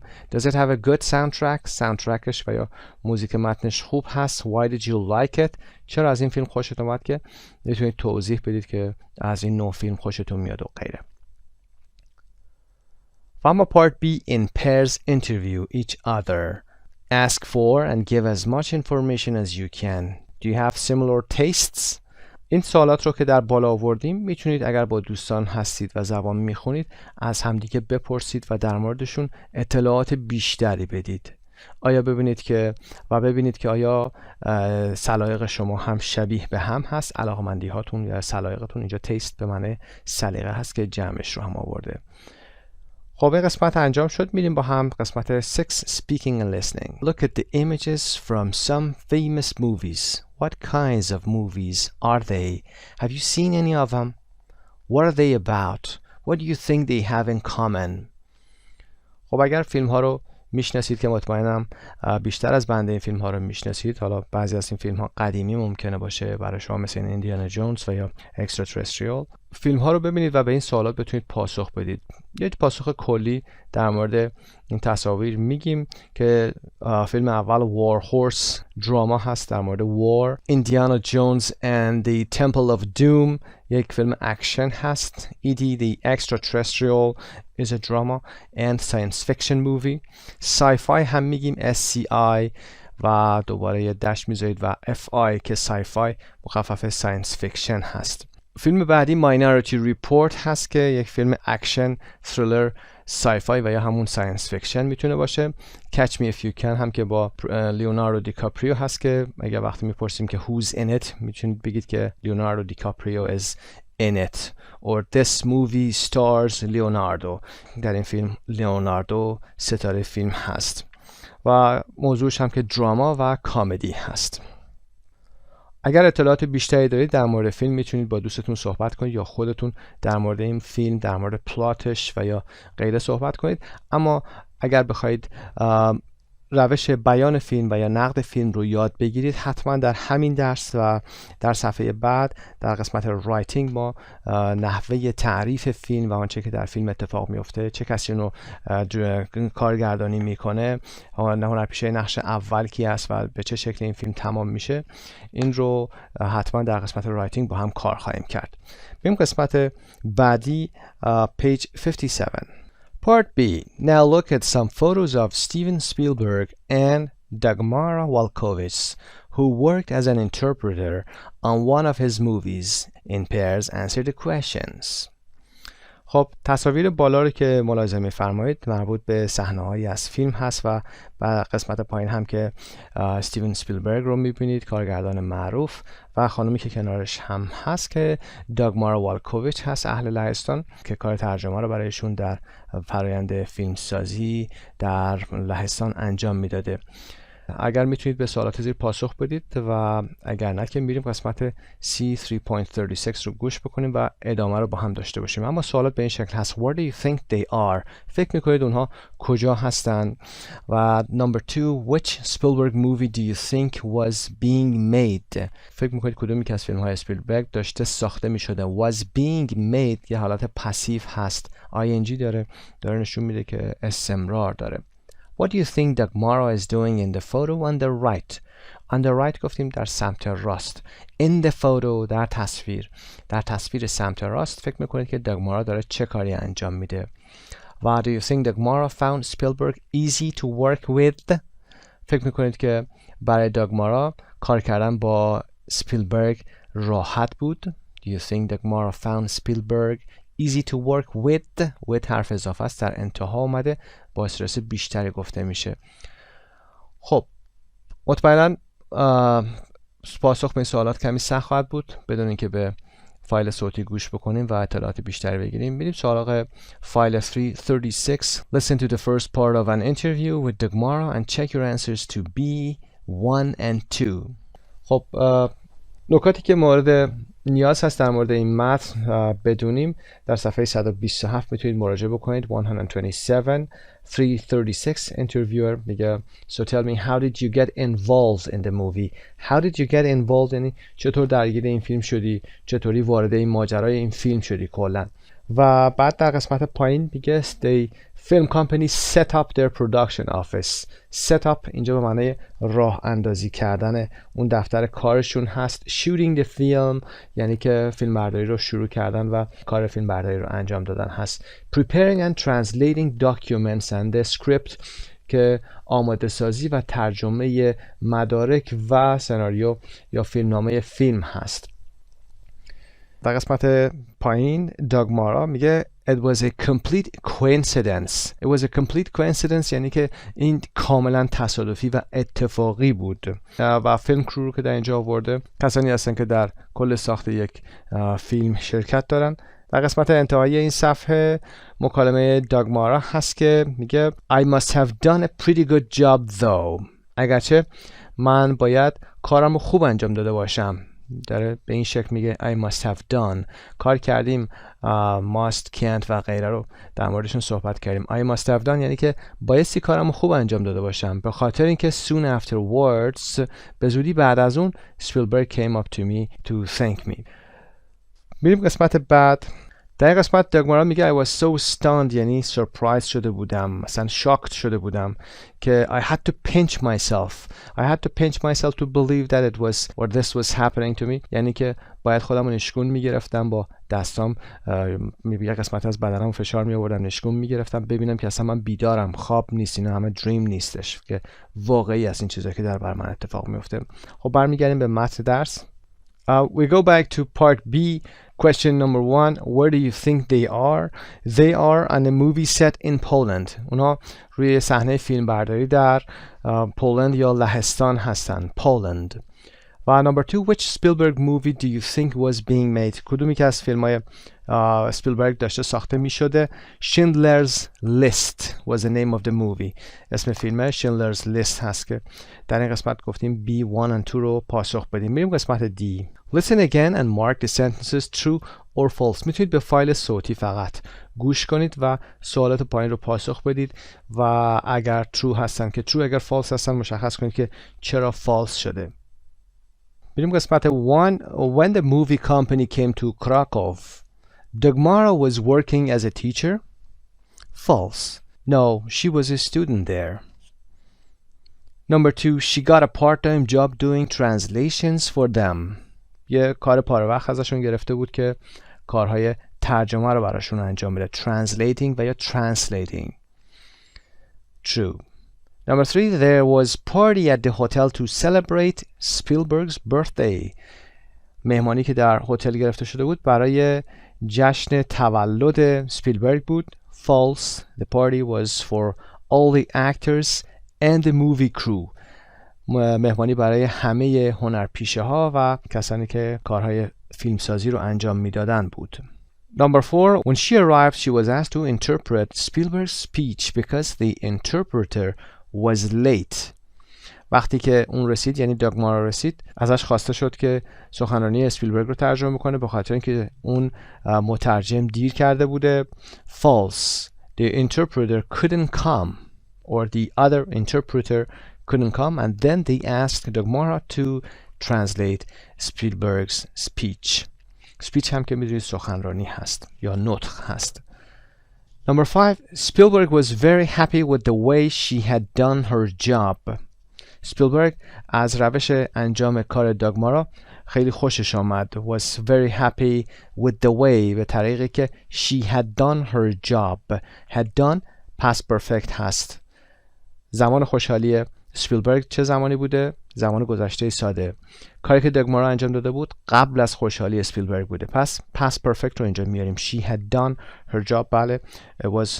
it is true. Spielberg was very happy with the way she had done her job. بریم قسمت بعد.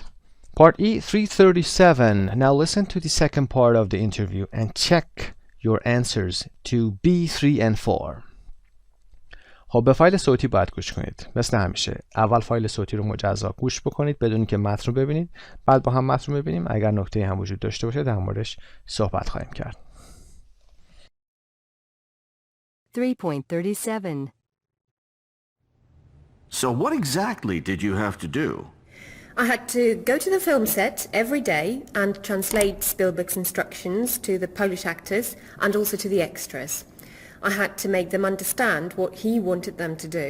It was really exciting and I often felt as if I was a director myself. So was it a difficult job? Sometimes it was really hard. The worst thing was when we had to shoot a scene again and again because Spielberg thought it wasn't exactly right. Some scenes were repeated as many as 16 times, and then sometimes I would think that maybe it was my fault, that I hadn't translated properly what he wanted, so I'd get really nervous. I remember one scene with lots of actors in it, which we just couldn't get right, and Spielberg started shouting at me because he was stressed. Eventually, we got it right, and then he apologized, and I cried a little because I was also very stressed. And after that, it was all right again. So was Spielberg difficult to work with? Not at all. I mean, he was very demanding. I had to do my best every day, but he was really nice to me. I felt he treated me like a daughter. For instance, he was always making sure that I wasn't cold. It was freezing on the set most of the time. And he would make sure that I had a warm coat and gloves and things. Did you ever get to be an extra? Yes, twice. I was going to be in 2 party scenes and I got to wear beautiful long dresses and high heels. Unfortunately, one scene didn't make it to the final cut of the film, and before we started shooting the other one, I tripped walking down some stairs and twisted my ankle really badly. I was in so much pain that I couldn't take part in the filming. And that was the end of my acting career. I still have the photos of me looking like a girl from the 40s, though. Have you ever worked with Spielberg again? Yes. A year later, he invited me to interpret for him again, this time during the premiere of Schindler's List in Poland, which was broadcast live on national television. Before that, he had also asked me to come to work as a production assistant on his next movie in Hollywood. I was very tempted and thought really hard about it, but I hadn't finished my studies yet, and all my family and friends were in Poland, so in the end, I decided not to go. Do you regret it? Not at all. I had my moment, and it was unforgettable, but that was it.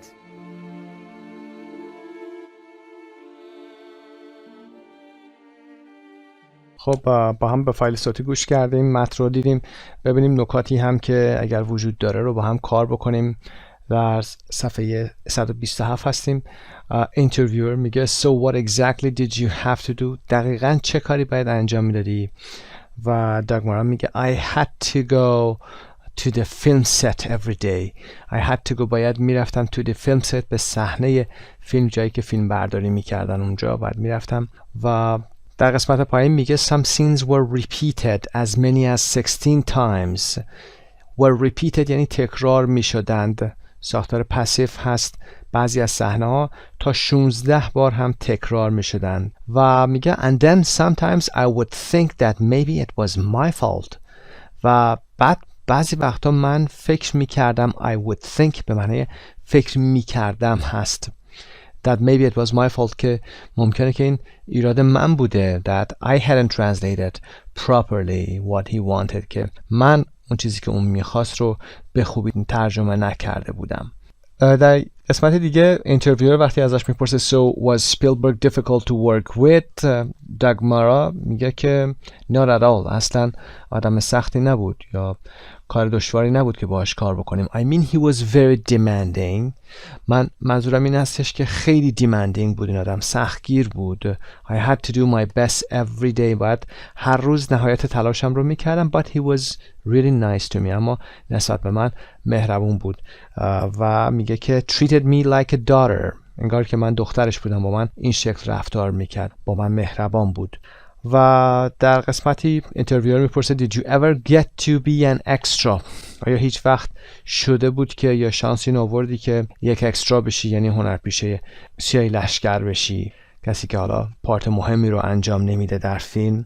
و در قسمتی ما اینجا های هیلز رو میشنویم. های هیلز که کفشن پاشنه بلند هست، حتما میدونید. و میگه که I tripped walking down some stairs. من وقتی داشتم از پله ها میرفتم پایین I tripped یعنی که زمین خوردم، پام به چیزی گرفت و زمین خوردم. و twisted my ankle really badly و مچ پام واقعا یا به شدت پیچ خورد. twisted به معنای پیچ خوردن در اینجا به عنوان فعل هست. و میگه I couldn't take part in the filming. I couldn't take part یعنی نمیتونستم شرکت بکنم در قسمت فیلم برداری، در بحث فیلم برداری. و career هم به معنای جاب هست. و like a girl from the 40s یعنی که شبیه دختره که مربوط به دهه 40 میشدن، 1940 عکسی که گرفته. like a girl from the 40s. در قسمت بعد داگمارا میگه This time during the premiere of Schindler's List in Poland. premiere همون اکران اول فیلم هست، اولین باری که فیلم پخش میشه. و میگه was broadcast. broadcast هر سه حالتش یکی است و حالت پسیو یعنی پخش شد. was broadcast. broadcasting یعنی پخش، مثل همین برنامه‌ای که صدا و سیما پخش میکنه، اجرا میکنه، میفرسته رو آنتن، broadcast میشه. broadcast live on national television که به صورت زنده روی تلویزیون ملی پخش شد. و tempted. I was tempted یعنی من اغوا شدم، تحریک شدم به اینکه برم و غیره، که موضوعات بعدی رو ادامه میده. و در قسمت پایین میگه که interviewer Do you regret it؟ آیا پشیمونی؟ احساس ندامت میکنی که نرفتی؟ و داگمارا میگه Not at all. اصلا I had my moment. من لحظات درخششم رو، لحظات باشکوهم رو توی اون زمانی که کار رو داشتیم انجام میدادیم توی پولند داشتم. And it was unforgettable و فراموش نشدنی بود. و that was it. خب چی میشه کرد؟ به این شکل موضوعش رو تمام میکنه. خب برمیگردیم به درس اصلیمون. Questions B3 and B4. Here we go back again. What do you think Dagmara is doing in the photo on the right? فکر می‌کنی داگمارا در تصویر سمت راست داره چی کار میکنه؟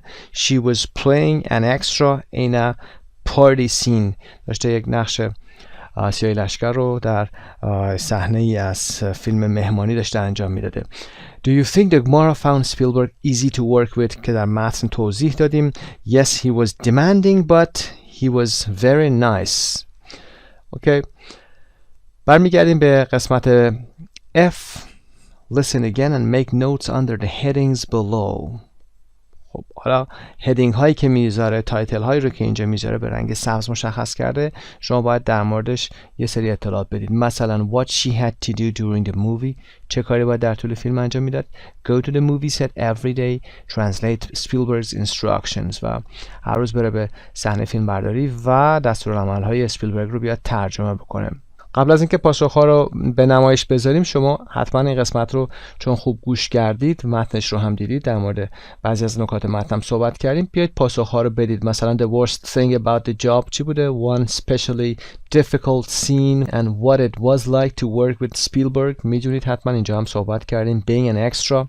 what happened after the movie was finished.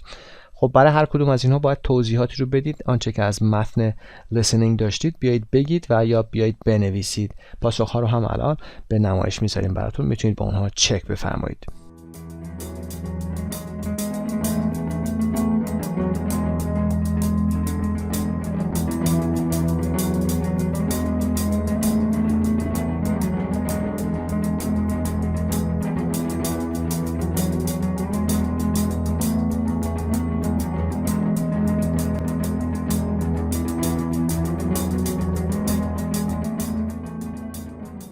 و اما در انتها پارت جی هم از ما میپرسه Would you have liked to have done Dagmara's job؟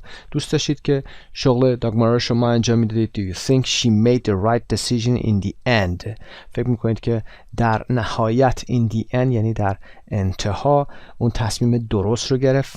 Make the right decision، تصمیم درست رو گرفت در گذشته. You make the right decision in your life، شما در زندگیتون تصمیم درست رو میگیرید. made هم که گذشتهش هست. و ما با قسمت 7 میریم به page 117 writing a movie review. Write a review of a movie. چطور بیایم یک نقد در مورد فیلم بنویسیم. یه فیلم رو دیدیم در موردش بیایم صحبت بکنیم. اصول این کار رو در قسمت writing با هم میریم یاد میگیریم.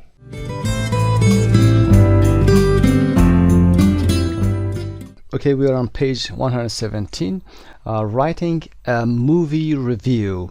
در مورد این موضوع صحبت کردیم. اگر بخواید نقدی در مورد فیلم بنویسید و یا صحبتی در مورد یک فیلم بکنید، بگید که چه اتفاقی در فیلم میفته، چه سالی ساخته شده، کجا ساخته شده و چه اتفاقاتی در فیلم میفته و نتیجه فیلم رو بگید و پیشنهاد بدید به دوستتون. این رو چطوری میخواید بیان کنید رو با هم کار خواهیم کرد در اینجا. Classic movies you must see. فیلم های کلاسیکی که باید ببینید. must do, must see, must know اونهایی هستن که پیشنهاد میکنن به شما باید ببینید، باید بدونید و غیره. Please post your suggestions. The Godfather, 1972. The movie The Godfather is based on the book by Mario Puzo.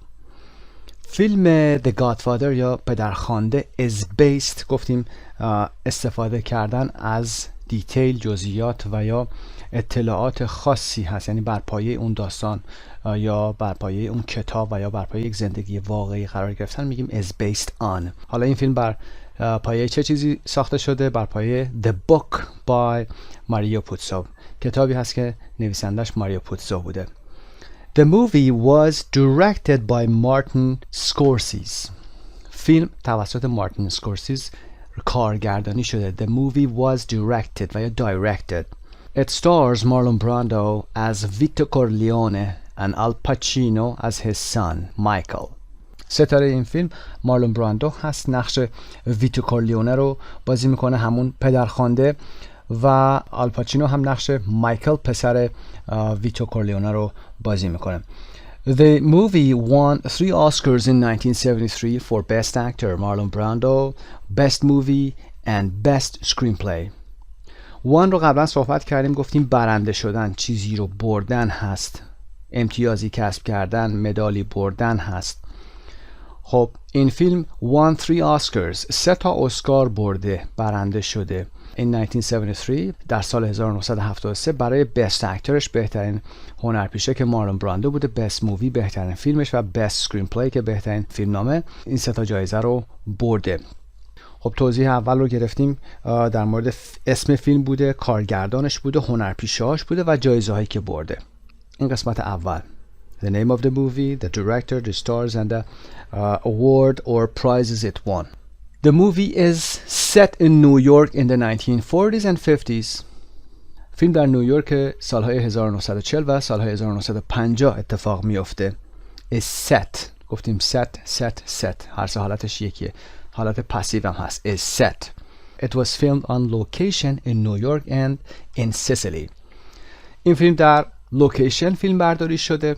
در لوکیشناش هم در نیویورک بوده و سیسیلی که در ایتالیا هست. خب It was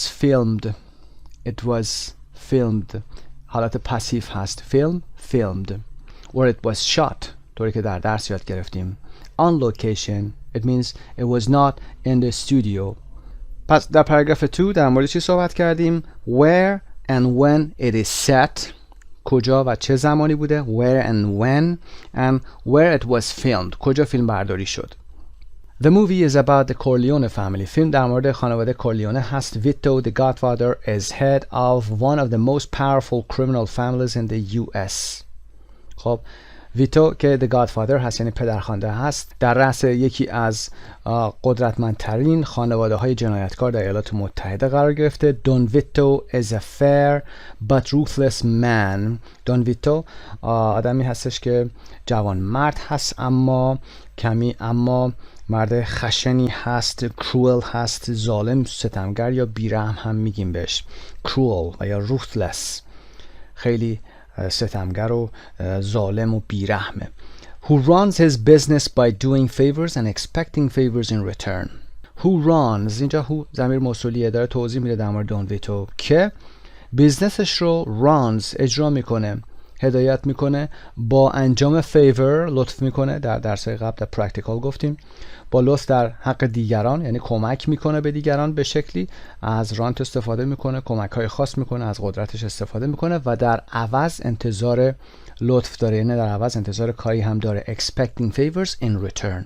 The Corleones get involved in a war with other criminal families because they don't want to sell drugs. کورلیونه ها که این خانواده کورلیونه هستن، از خانواده دون ویتو کورلیونه، درگیر جنگ میشن با خانواده های جنایتکار دیگه که البته این خانواده ها منظورمون خانواده های مافیایی هستن، به خاطر اینکه اونها نمیخوان مواد بفروشن. دون ویتو is shot and he is seriously injured. دون ویتو is shot. شات اینجا رو دقت داشته باشید دیگه به فیلم بر نمیگرده، اینجا یعنی بهش شلیک میشه، زخمی میشه، تیر میخوره. is shot یعنی شوت میکنن بهش. and he is seriously injured و به شدت هم زخمی میشه. While Don Vito is in the hospital, control of the family passes to his eldest son, Sonny. در حالی که دون ویتو در هاسپیتال، در بیمارستان هست، کنترل این خانواده مافیایی به پسر بزرگترش سانی منتقل میشه. passes to. Sonny is a hothead. And with him in charge, the war between the various families becomes more violent. سانی آدم خشنیه. is a hothead. کلش داغه میگیم. خشنه.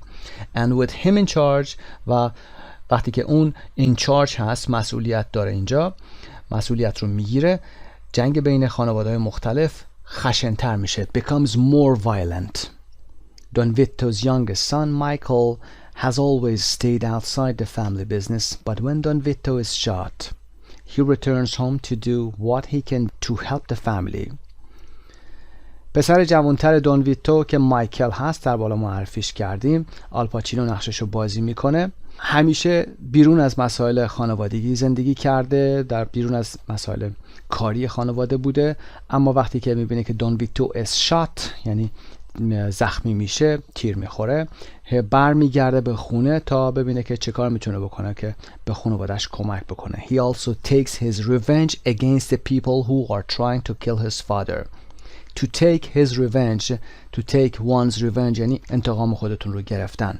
اون همچنین انتقام خودش رو علیه کسانی که دارن سعی میکنن که پدرش رو بکشن میگیره. Takes his revenge against or on the people. In the end, در نهایت، حالا فیلم رو میخواید تموم کنید. Sonny is shot and Michael becomes the new godfather. حالا اینجا Sonny is shot. Sonny تیر میخوره، Sonny کشته میشه و Michael becomes the new godfather. Michael هم پدرخوانده جدید میشه. خب این قسمت توضیح فیلم بوده. The plot، تمام مجموعه داستان‌هایی که اتفاق افتاد و این فیلم رو ساخته. و در انتها هم شما میگید که به این دلیل من به شما recommend میکنم یا suggest میکنم این فیلم رو برید ببینید. I strongly recommend The Godfather. من به شدت توصیه میکنم برید Godfather رو ببینید. I strongly recommend به این معنا هست.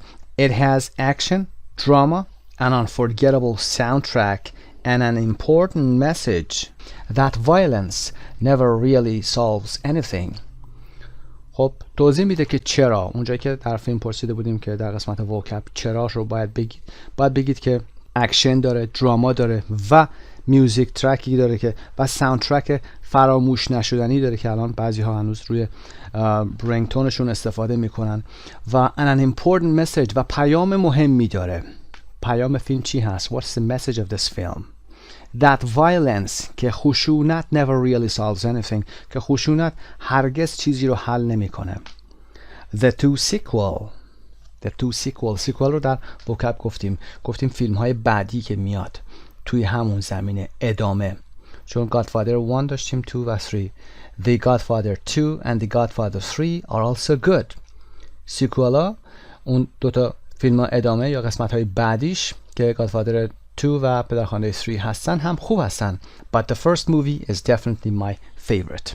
اما فیلم اول قطعا my favorite هست، فیلم محبوب من هست. خب کل ماجرا به این شکل بوده. در قسمت اول فیلم رو معرفی کردیم، گفتیم که اسم فیلم چی بوده، کارگردانش کی بوده، استارزش کی بوده و یا اینکه چند تا جایزه برده. در قسمت دوم میگیم که کجا این فیلم ست میشه و چه زمانی این فیلم ست میشه و اینکه در لوکیشن بوده و یا در استودیو بوده. در قسمت 3 هم که کل پلات رو اومدیم گفتیم که موضوع داستان چی بوده و در انتها اومدیم که سجست کردیم و یا ریکامند کردیم که این فیلم رو به این دلیل و یا دلایل دیگه بیان ببینن. میریم قسمت توضیحات.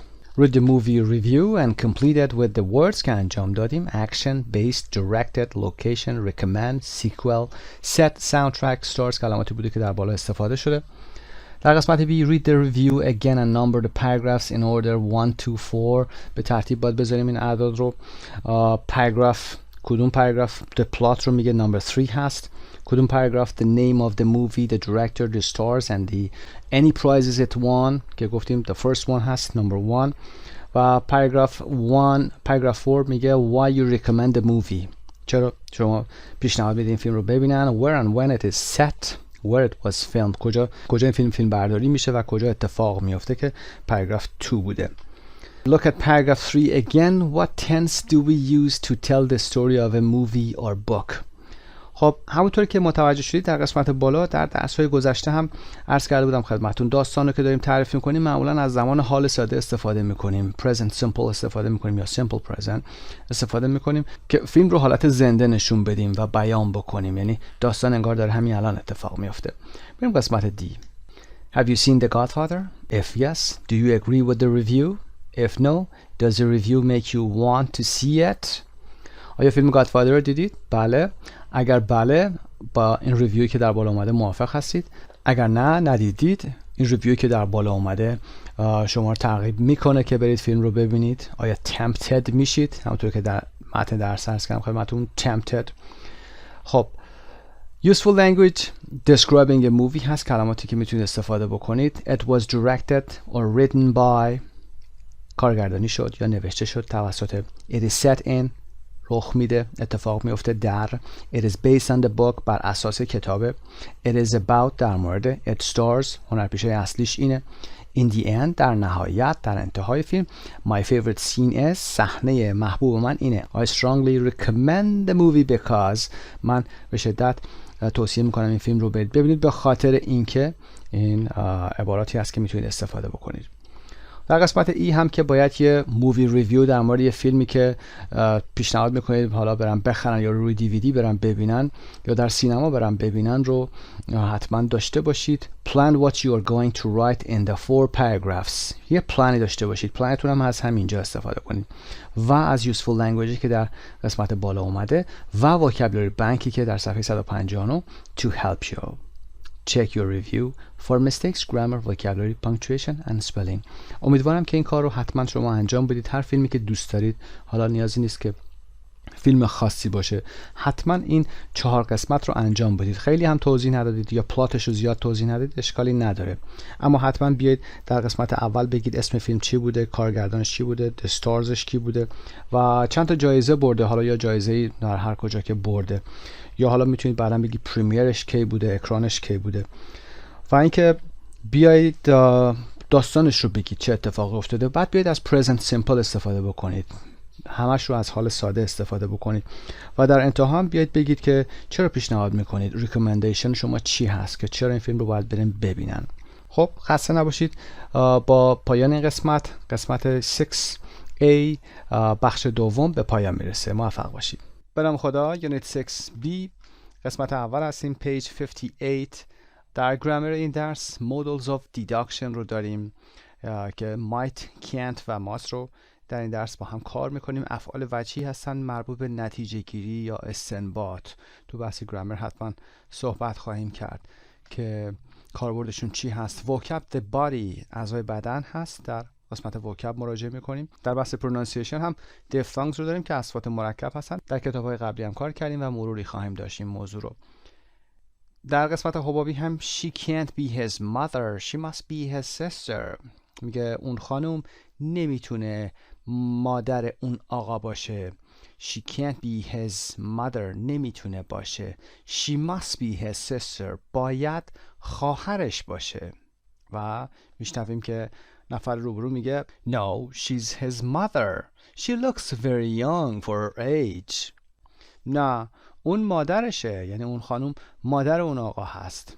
اون خانم نسبت به سنش خیلی جوان‌تر به نظر میرسه و یا جوون به نظر میرسه. She looks very young. جوون به نظر میرسه. For her age. برای سنش. For his age. برای آقا میتونیم بگیم، یا به فرد روبرومون میخوایم بگیم for your age. خب عنوان درس هم judging by appearances هست که میدونید قضاوت از روی ظاهر هست. از روی ظاهر میخواید قضاوت بکنید کسی رو میگیم judging by appearance. و یا یک ضرب المثلی داریم در انگلیسی میگیم never judge a book by its cover.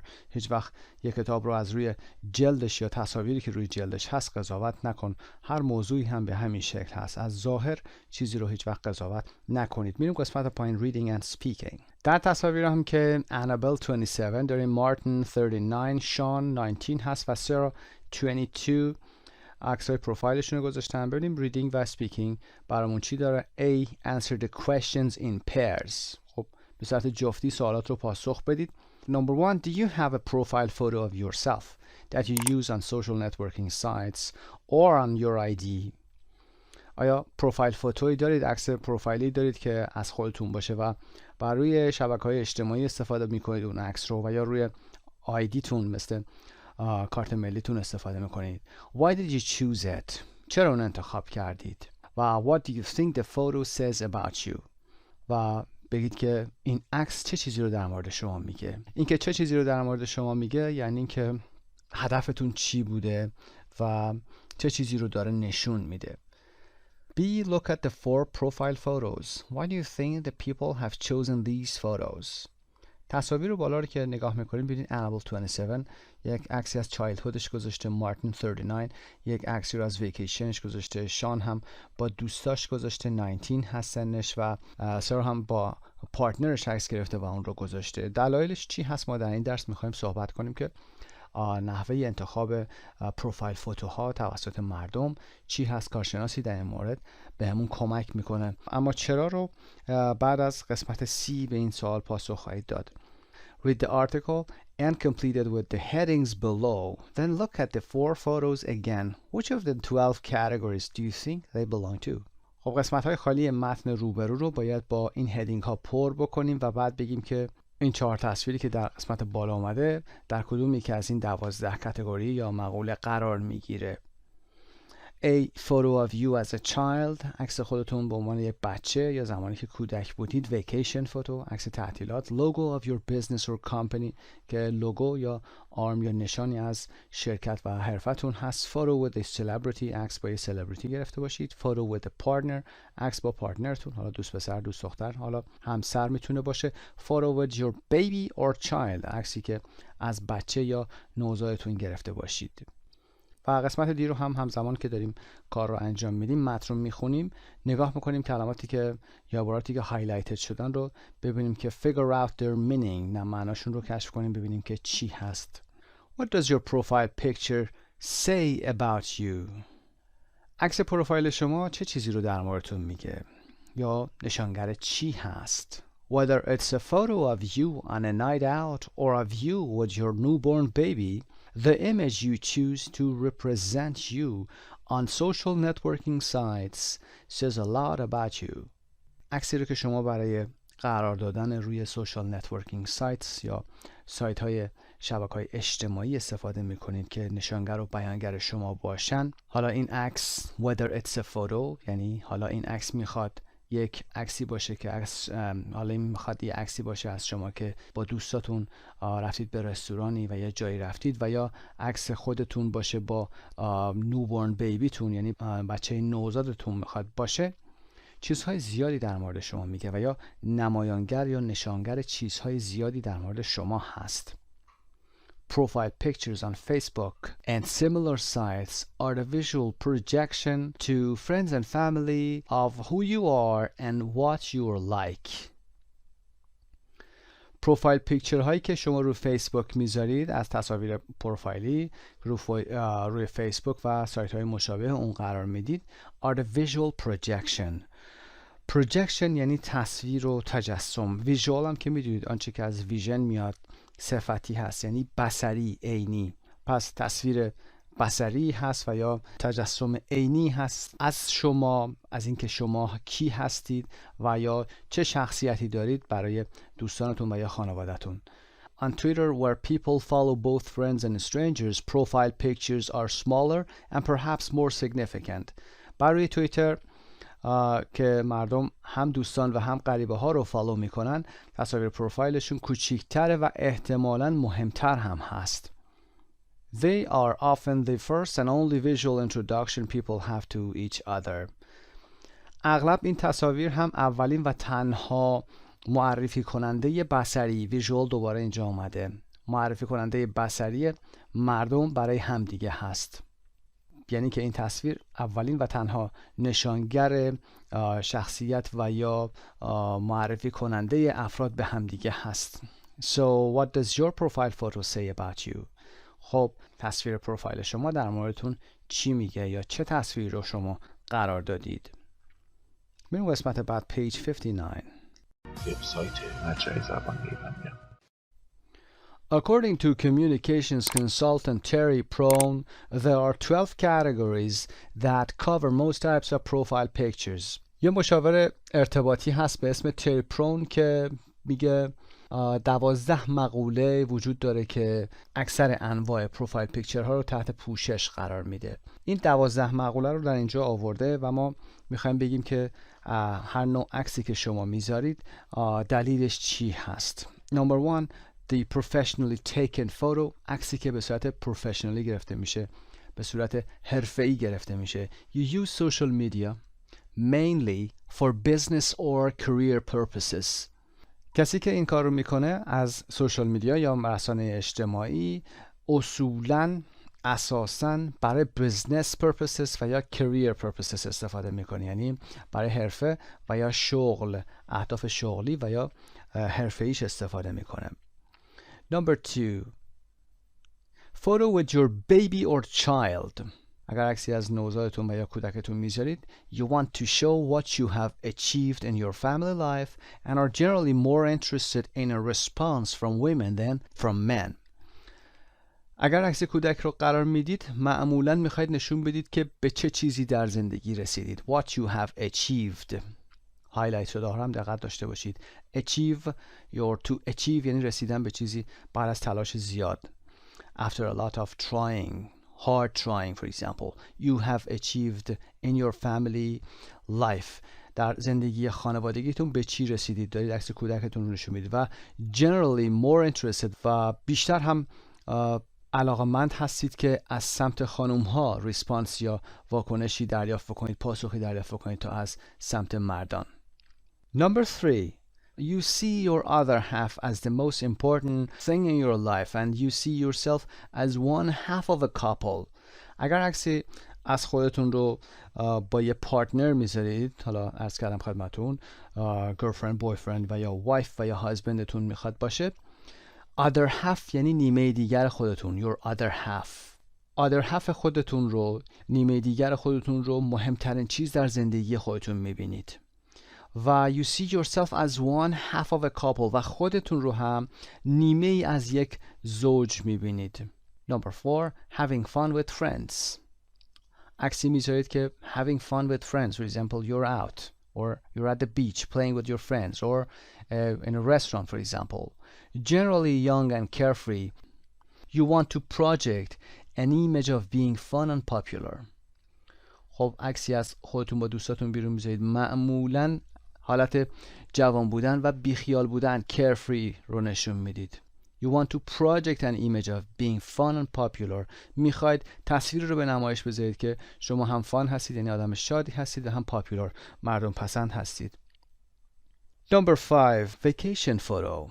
یه تصویری از ویکیشن نشون میدید. You are a bit of an escapist and eager to show a different side of yourself from what you do on a day-to-day basis. خب شما کمی اسکیپیست هستید. اسکیپیست یعنی کسی که فرار از مسئولیت در زندگی داره. اسکیپیزم میتونه اسمش باشه. اسکیپیزم. You avoid responsibility in your life. And eager to show. Eager یعنی مشتاق. Enthusiastic هستید. To show a different side of yourself. روی دیگری از خودتون رو از آنچه که در واقع در کارهای روزمره‌تون نشون میدید بخواید به دیگران ارائه بکنید. A different side of yourself from what you do. آنچه که انجام میدید on a day-to-day basis. خب در number 6 ما photo of you as a child داریم. عکس خودتون رو به عنوان کودک یا عکس کودکیتون رو که میذارید. This kind of image says that you don't really want to grow up and face the future. You are nostalgic for your childhood. این نوع عکس میگه که شما واقعا نمیخواید رشد بکنید و بزرگ بشید و با آینده مواجه بشید. Grow up. رشد کردن و بزرگ شدن. You're nostalgic. Nostalgic یعنی دلتنگ بودن. صفته. Depressed هستید. Yearning for your childhood for example. For the past. Yearning for the past. دلتون برای گذشته تنگ میشه. Nostalgic. Number 7. Caricature. Caricature به همون کاریکاتور هست. Using a caricature is a way of saying that your image isn't rigid and that you don't take yourself too seriously. استفاده از کاریکاتور روشی هست برای نشون دادن یا گفتن اینکه تصویر شما یا عکس شما isn't rigid، خشک و جدی نیست یا رسمی نیست و اینکه شما خودتون رو خیلی جدی نمیگیرید. You don't take yourself too seriously. خیلی خودتون رو جدی نمیگیرید. Number 8. Photo related to your name but not actually you. A shop sign or product label for example. عکسی که مربوط به اسم شما باشه، در ارتباط با نام شما باشه. Related to your name but not actually you. اما واقعا اسم شما نیست. این اسم رو شما از کجا گرفتید؟ A shop sign گرفتید یا a product label گرفتید for example. مثلا اسم من محمده ولی من این اسم رو لوگویی که گرفتم رو از یک آرم یک شاپ گرفتم یا شاپ ساین بوده یا پروداکت لیبل بوده. از اون گرفتم و اون رو میارم میذارم روی پروفایلم. So what do you want to show? You want to be identifiable but you feel your name is more important than what you look like. میخواید شما شناخته بشید. You want to be identifiable. Identify شناختن هست. اما احساس میکنید که اسم شما مهمتر از ظاهرتون هست. You look like ظاهرتون. Photo related to your political beliefs or a team that you support. عکسی که مربوط به اعتقادات سیاسی شما باشه و یا عکسی که مربوط به یه تیمی باشه که شما ازش حمایت میکنید. You think that your beliefs and interests are more important than your personality. فکر میکنید که اعتقاداتتون و یا علاقمندی‌های شما مهمتر از شخصیت شما هست. و part 10. Photo with a celebrity. عکسی رو که با یک celebrity گرفتین. You think that showing yourself with a well-known person will make you seem more important. فکر میکنید که خودتون رو با یه well-known person یعنی فردی که famous هست everybody knows him or her با اون که گرفتید will make you seem more important. باعث میشه که شما مهمتر به نظر برسید. will make you seem به نظر رسیدن more important مهمتر. و 11. Self-portrait taken with webcam or camera phone. Self-portrait همون عکسای سلفی است. عکسایی که از خودتون میگیرید. taken گرفته شده توسط یک وبکم و یا کامera phone که دوربین همین موبایل ها هست. خب functional عکس مناسب و یا خوب کاربردی. It says look I don't dress up. Take me as I am. نگاه کن من ظاهرم همین هست. همینی که هستم. I don't dress up. من آرایش نمی کنم و یا لباس شیک نپوشیدم به این شکل. Decorate نمی کنم. Take me as I am. همینطوری که هستم منو قبول کن. Take me as I am. و 12. Logo of your business or company. یه بیزنسی دارید یا کامپنی دارید لوگوی اون شرکتتون رو میذارید. آرم اون شرکتتون رو میذارید. You only use social media in a professional capacity and you identify more with your work role than with your private life. سوشال میدیا یا رسانه اجتماعی رو فقط از ظرفیت حرفه‌ایش استفاده میکنید، کاریش استفاده میکنید و خودتون رو بیشتر با نقش شغلی و حرفه‌ای که دارید نشون میدید یا میشناسونید تا اینکه بخواید با زندگی شخصیتون نشون بدید. خب این 12 categories رو گفتیم، چک کنید. با سوالات قبلی رو هم نگاه کنید. مثلا سوال ای رو که برگردید نگاه کنید. Think about the profile photo or ID card, photos of your family and friends. Which categories do you fit in? تو کدوم یکی از کاتگوری ها میافتید؟ Do you agree with the text? از این تکستی که آورده شده خوشتون اومده؟ موافق هستید؟ Has the article made you want to change your profile picture? آیا این متن باعث شده که شما بخواید پروفایل پیکچرتون رو تغییر بدید؟ Why or not که باید حتما پاسخ بدید، استفاده بکنید از این متن. سعی کنید این متن ها رو حفظ بکنید، از کلماتی که هایلایت شده استفاده بکنید حتما در گفتگوهاتون. قسمت پایین هم که آورده adapted from the Irish Times که از Irish Times گرفته شده. adapted رو در درس قبلی گفتیم، یعنی اقتباس کردن، گرفتن. It is based on. خب بریم ادامه درس. Part 2 vocabulary. In part 2 vocabulary, the body. A. 338. Look at the 4 pictures and listen. Which one is the thief? Describe the 4 pictures with a partner.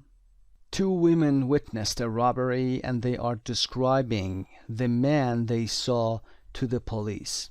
You have to listen carefully and tell your partner or yourself who the thief is among these men. خب 4 نفر دارید، بگید که این 2 خانومی که دارن صحبت میکنن کدوم یکی از اینها رو مد نظرشون هست. برای این کار ویدیو رو پاز بفرمایید، به فایل صوتی گوش کنید. فایل صوتی متنش وجود نداره.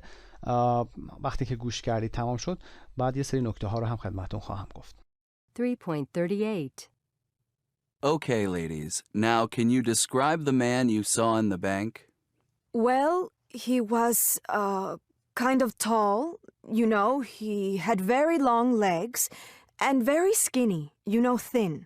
Yes, very narrow shoulders, and he had a beard and a little mustache. No, he didn't. He had a mustache, but not a beard. It's just that I think he hadn't shaved. No, it was a beard, I'm sure. And anyway, Doris, you weren't wearing your glasses, so you can't have seen him very well. I could see perfectly well. Ladies, please. So, no mustache then? No, he had a mustache, but he didn't have a beard. And what about his hair? Dark. Yes, short, dark hair. Straight? No, curly, I'd say. Wouldn't you say, Doris? Yes, very curly. So, dark, curly hair? Yes, that's what we said. Are you deaf or something? What about his eyes? Did you notice what color they were? Brown eyes, nothing special, and very small. But he had a big nose. Yes, a very big nose. And what time was it when you saw this man? خب در گفتگوها میشنویم he was kind of tall. اون یه جورایی قد بلند بود. He was kind of tall. قد بلند بود یه جوری. Or very skinny or thin. Skinny یعنی لاغر، پوست و استخون به این شکل. Skinny S-K-I-N-N-Y double N هست. و یا thin لاغر T-H-I-N. و او خانم میگه very narrow shoulders. Very narrow shoulders. Narrow یعنی باریک. N-A-R-R-O-W. Very narrow shoulders یعنی شونه های باریک. اگر بخوایم عکسش رو بگیم، اپوزیتش رو بگیم، میگیم broad shoulders، شانه های پهن. و میگه he had a beard. beard به معنای ریش هست. وقتی میخوایم بگیم کسی ریش داشت، میگیم he had a beard. در انگلیسی یادتون باشه میگیم he had a beard. I have a beard. من ریش دارم. و a little mustache. mustache سیبیل هست. در بریتیش میگیم mustache. پس امریکن میگیم mustache و بریتیش میگیم mustache. در ادامه میشنویم I think he hadn't shaved. فکر میکنم اصلاح نکرده بود، یه همچین چیزی. He hadn't shaved. و اون خانم میگه You weren't wearing your glasses. شما که عینکتون نزده بودی. You weren't wearing your glasses. You can't have seen him very well. نمیتونستی خوب دیده باشیش. اون خانم پاسخ میده I could see perfectly well. خیلی خوب هم میتونستم ببینم. و موها رو میگه straight موی صاف هست در این تصویر. number 2 و number 4 straight رو نشون میده. number 1 هم تقریبا wavy هست. number 3 curly هست. curly C-U-R-L-Y یعنی fair که متضاد straight هست. و اون خانم میگه Are you deaf or something? deaf D-E-A-F. When you can't hear they say you are deaf. وقتی نتونی بشنوی به شما میگن deaf D-E-A-F. وقتی نتونید ببینید you can't see they say you are blind B-L-I-N-D. نابینا هستید. وقتی میگه are you deaf or something میگه مگه گوشت کره یا کری، متوجه نمیشی، نمیشنوی. و در مورد his eyes چشماش میگه did you notice what color they were؟ دقت کردی، توجه کردی که چه رنگی بودن؟ Did you notice what color they were؟ اونا چه رنگی بودن؟ دقت کردی که چشماشون چه رنگی بود؟ که پاسخ هم نمبر 3 هست. بعد از این قسمت بریم page 160 vocabulary bank the body اعضای بدن. با همون قسمت رو میبینیم، تمریناش رو انجام میدیم و برمیگردیم به این قسمت.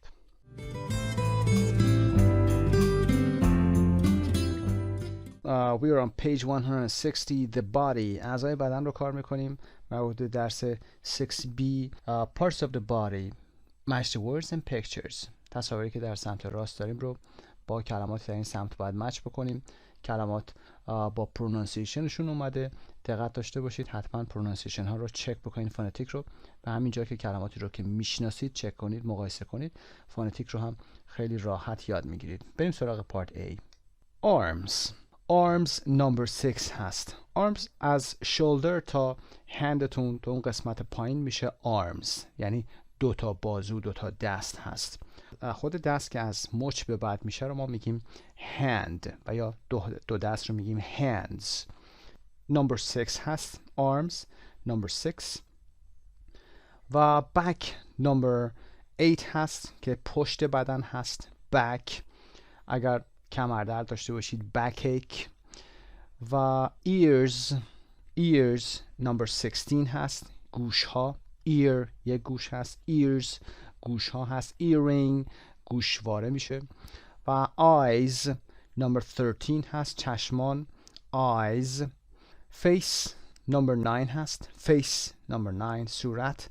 7 feet جمع دو پا میشه feet و هر کدوم از اینها foot هست، singular foot و plural feet. دقت داشته باشید singularش رو یعنی مفردش رو یه دونه پا رو میگیم foot.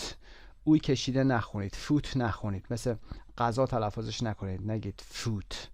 غذا میشه food، پا میشه foot. و انگشتان fingers استرس روی قسمت اول 14 هست، شماره 14 fingers. و اگر انگشت شست رو هم بخوایم بگیم thumb T-U-H-M-B، بیش هم تلفظ نمیشه thumb. hands دستان هست که number 5 و head number 2 سر. knees زانوان یا زانوها number 19 هست knees. دقت داشته باشید در تلفظ K تلفظ نمیشه. بعضی از این کلماتی که با K و N شروع میشن مثل knowledge، مثل know دانستن و knee که زانو هست Kش تلفظ نمیشه. number 17 legs هست. legs از قسمت ران به پایین میشه legs و قسمت پا که در تصویر number 7 هم گفتیم قسمت foot گفته میشه. number 20 lips لبها هست، upper lip و lower lip داریم، لب بالا لب پایین. number 1 که mouth هست، mouth صدای ف و diphthong هم هست، در درس این رو گفتیم او میده mouth. neck گردن هست number 4 neck و قسمت پشت ماهیچه‌ای و اطراف گردن میشه neck و قسمت جلو هم که نای و مری هست throat گفته میشه throat. گلودرد هم میشه sore throat با S-O-R-E sore throat. nose رو که میدونید بینی هست nose 18. 12 shoulders که در متن درس در فایل صوتی داشتیم shoulders شانه ها هست و 10 stomach شکم هست stomach به معده هم stomach گفته میشه و صدای که داریم در اینجا CH رو دقت داشته باشید stomach نمیخونیم stomach صدای آ کوتاه هست stomach صدای که داریم استثناءات هست باید اینجا صدای که خونده بشه teeth دندان ها و tooth که دندان میشه my tooth aches دندونم درد میکنه و my teeth ache دندان هام درد میکنن. دقت داشته باشید با foot اشتباه نگیرید tooth اوی کشیده اما foot اوی کوتاه هست با اینکه هر دوتاشون double O هستن. toes انگشتان پا میشه toes fingers نمیگیم میگیم toes. اون انگشت بزرگه که انگشت شست پا هم هست بهش میگیم big toe انگشت شست رو میگیم شست پا رو میگیم big toe. tongue هم که زبان هست tongue صدای آ کوتاه و نه صدای نیزال نه رو داریم n و g n و g با هم دیگه این صدا رو میدن tongue. در نوشتن و تلفظ دقت داشته باشید با اینکه UE داریم در بعد از tongue UE تلفظ نمیشه و میخونیم tongue. خب 339 listen and check دارید حتما listen and check رو انجام بدید گوش کنید تکرار بفرمایید و به تصاویر نگاه کنید و حتما اسامی قسمت ها رو بگید. قسمت C هم cover the words and test yourself or a partner دارید point to a part of the body for your partner to say the word. point to a part of the body یعنی به بخشی از بدن اشاره بکنه of the body for your partner to say the word که برای پارتنرتون این کار انجام بدید که اون هم کلمه رو بگه. possessive pronouns ضمایر ملکی هستن with parts of the body با اعضای بدن به کار میبریم. in English we use possessive pronouns my, your, etc. with parts of the body not the. اعضای بدن رو که میخوایم بگیم باید possessive pronouns یا ضمیر ملکی رو باهاش بیاریم. حرف تعریف د رو نمیاریم. مثلا میگیم give me your hand دست تو به من بده نمیگیم give me the hand. و یا میگیم for example I broke my leg پام شکست my leg بگیم نمیگیم I broke the leg. حتما باید بگیم که کدوم پا چه پایی. اوکی با این ترتیب میریم قسمت 2 verbs related to the body. complete the sentences with a verb from the list in the correct tense. which two verbs are irregular in the past tense. قسمت های خالی جمله های روبرو رو باید از این لیست استفاده بکنیم. یه دور میخونیم و ببینیم که کدوم دو فعل هستن که irregular هستن وقتی که به زمان گذشته میرن. bite میشه bit bite میشه bit گذشتش حالت bit میگیره. clapped میشه double p میشه و ed میگیره اما clapped خونده میشه به خاطر وجود پ ما ایدیشو ت میخونیم. kicked هم همینطور ایدی میگیره اما صدای ت میشنوید. nodded double دی داریم و صدای ایدی ما ات خونده میشه nodded به خاطر وجود دی در انتها میشه nodded صدای د داریم. point هم همینطور pointed اگر در انتهای کلمه ما ت و د داشته باشیم وقتی ایدی گذشته بهش میدیم صدای اد میشنویم. pointed نشان داد اشاره کرد. nodded یعنی سرش رو تکون داد به علامت تایید. smelled حرف ایدی در انتها میگیره. smiled ایدی میگیره. stare خیره شدن stared ایدی میگیره یعنی البته دی بهش میدیم. tasted صدای اد میشنوید tasted. through این هم بیقاعده هست irregular EW میگیره در انتها به جای OW EU میگیره. fly هم همینطور flew میشه EW میگیره در انتها. through تلفظ گذشتهش میشه. touched صدای ED ت خونده میشه touched به خاطر وجود چه. و whistle که سود زدن هست whistled ED یا دی در انتها میگیره که صدای د هم داره. Number 1 don't be scared of the dog از سگ نترس یا از اون سگ نترس. he won't bite اون گاز نخواهد گرفت یا گاز نمیگیره he won't bite. و number 2 Jason kicked the ball too hard and it went over the wall into the next yard. kick the ball too hard یعنی توپو خیلی محکم شوت کرد. too hard منفیه یعنی خیلی شدید نباید انقدر شدید شوت میکرد و از روی دیوار رد شد و into the next yard رفت و رفت توی باغ یا حیات بغل دستی. Number 3 don't throw stones, you might hit somebody. Don't throw stones. سنگا رو پرت نکن. ممکنه که به کسی صدمه بزنی یا به کسی بزنید یا شاید به کسی بزنید اونو. و نمبر 4 میگه something smells delicious. یه بوی خوشمزه‌ای میاد، یعنی غذایی هست اینجا که smells delicious، از بوش میشه فهمید که خوشمزه است. Are you making a cake؟ آیا داری کیک درست میکنی؟ و نمبر 5 the stranger stared at me for a long time but he didn't say anything. stared at me یعنی به من خیره شد. for a long time. stared گذشته هست، ایدی میگه. the stranger stared at me اما چیزی هم نگفت و he didn't say anything. Number 6 can you taste the rice? I'm not sure if it's cooked yet. Can you taste the rice? taste یعنی مزه کردن، به عنوان فعل هست. میتونید برنج رو مزه کنی، بچشی. مطمئن نیستم که هنوز پخته شده باشه. if it is cooked yet. Number 7 my dad whistled a tune as he raked the leaves. پدرم در حالی که برگ درختان رو روی زمین با چنگک جمع می کرد یه آهنگی رو سوت می زد. whistled a tune. یه آهنگی رو شما با سوت می زنید میشه to whistle a tune. rake یه دستگاهی هست، یه وسیله‌ای هست در باغبانی که مثل چنگال میمونه و کج هست و شما میتونید leaves یا برگ درختان رو از روی زمین جمع کنید. he raked اینجا verbش هم هست. Number 8 don't touch the oven door. the oven door در فر هست، فر آشپزی. به در فر دست نزن. it's really hot. واقعا داغه، گرمه. The audience clapped when I finished singing. وقتی من آواز خوندن رو تمام کردم the audience یعنی حضار، اونجا کسانی که جمع شده بودن، تماشاچی ها، clapped دست زدن یعنی تشویق کردن. clapped C-L-A-P-P-E-D. Number 10 the teacher suddenly pointed at me and said یعنی که به من اشاره کرد و گفت what's the answer؟ پاسخ چیه؟ In Russia if you smile at strangers people think you're crazy. در روسیه اگر به غریبه ها لبخند بزنی مردم فکر میکنن که شما دیوانه هستید. They will think that you're crazy. Number 12 everybody nodded in agreement when I explained my idea. وقتی که ایده‌ام رو توضیح دادم، بیان کردم، everybody nodded in agreement یعنی همه از روی موافقت سرشون رو تکون دادن. nod فعل تکان دادن سر هست یعنی بالا به پایین. وقتی که سرتون رو تکون بدید یعنی agree هستید. در حالت مخالفش میگیم shake یعنی تکون دادن سر به دو طرف، به دو جهت. He shook his head in disagreement.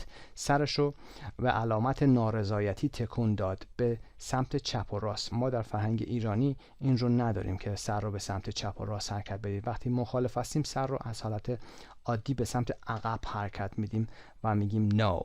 اما در فرهنگ غربی شما سر رو به دو جهت حرکت میدید، چپ و راست، و you shake your head. خب قسمت رو با دوستانتون میتونید کار کنید و یا به تنهایی کار کنید. برمیگردیم به درس اصلی.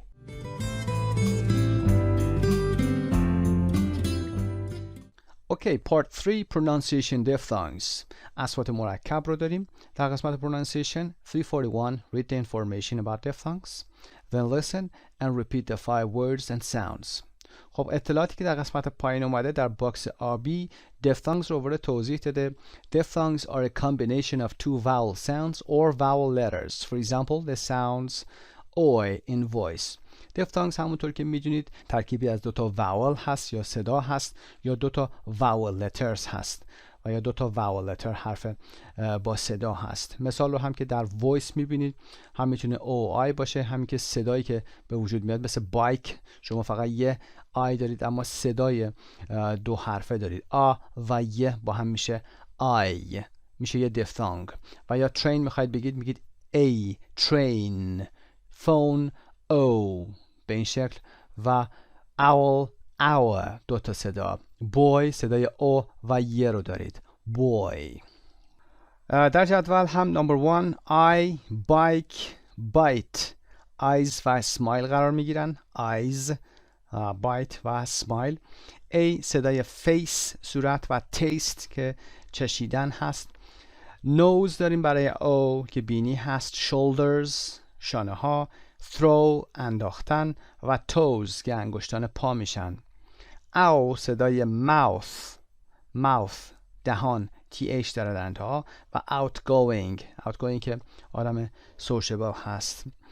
و برای 5 pointy pointy pointy به معنای نوکتیز هست. for example a pointy pencil یک مداد نوکتیز pointy. در برابرش round قرار میگیره. اگر گرد باشه نوک چیزی round هست و یا pointy نوکتیز هست. کلمه بعدی که در این مقوله قرار میگیره voice هست که در مثال هم اومده. بریم قسمت پایین part B. Write these words in the correct columns. خب کلمات رو در بالا گفتیم.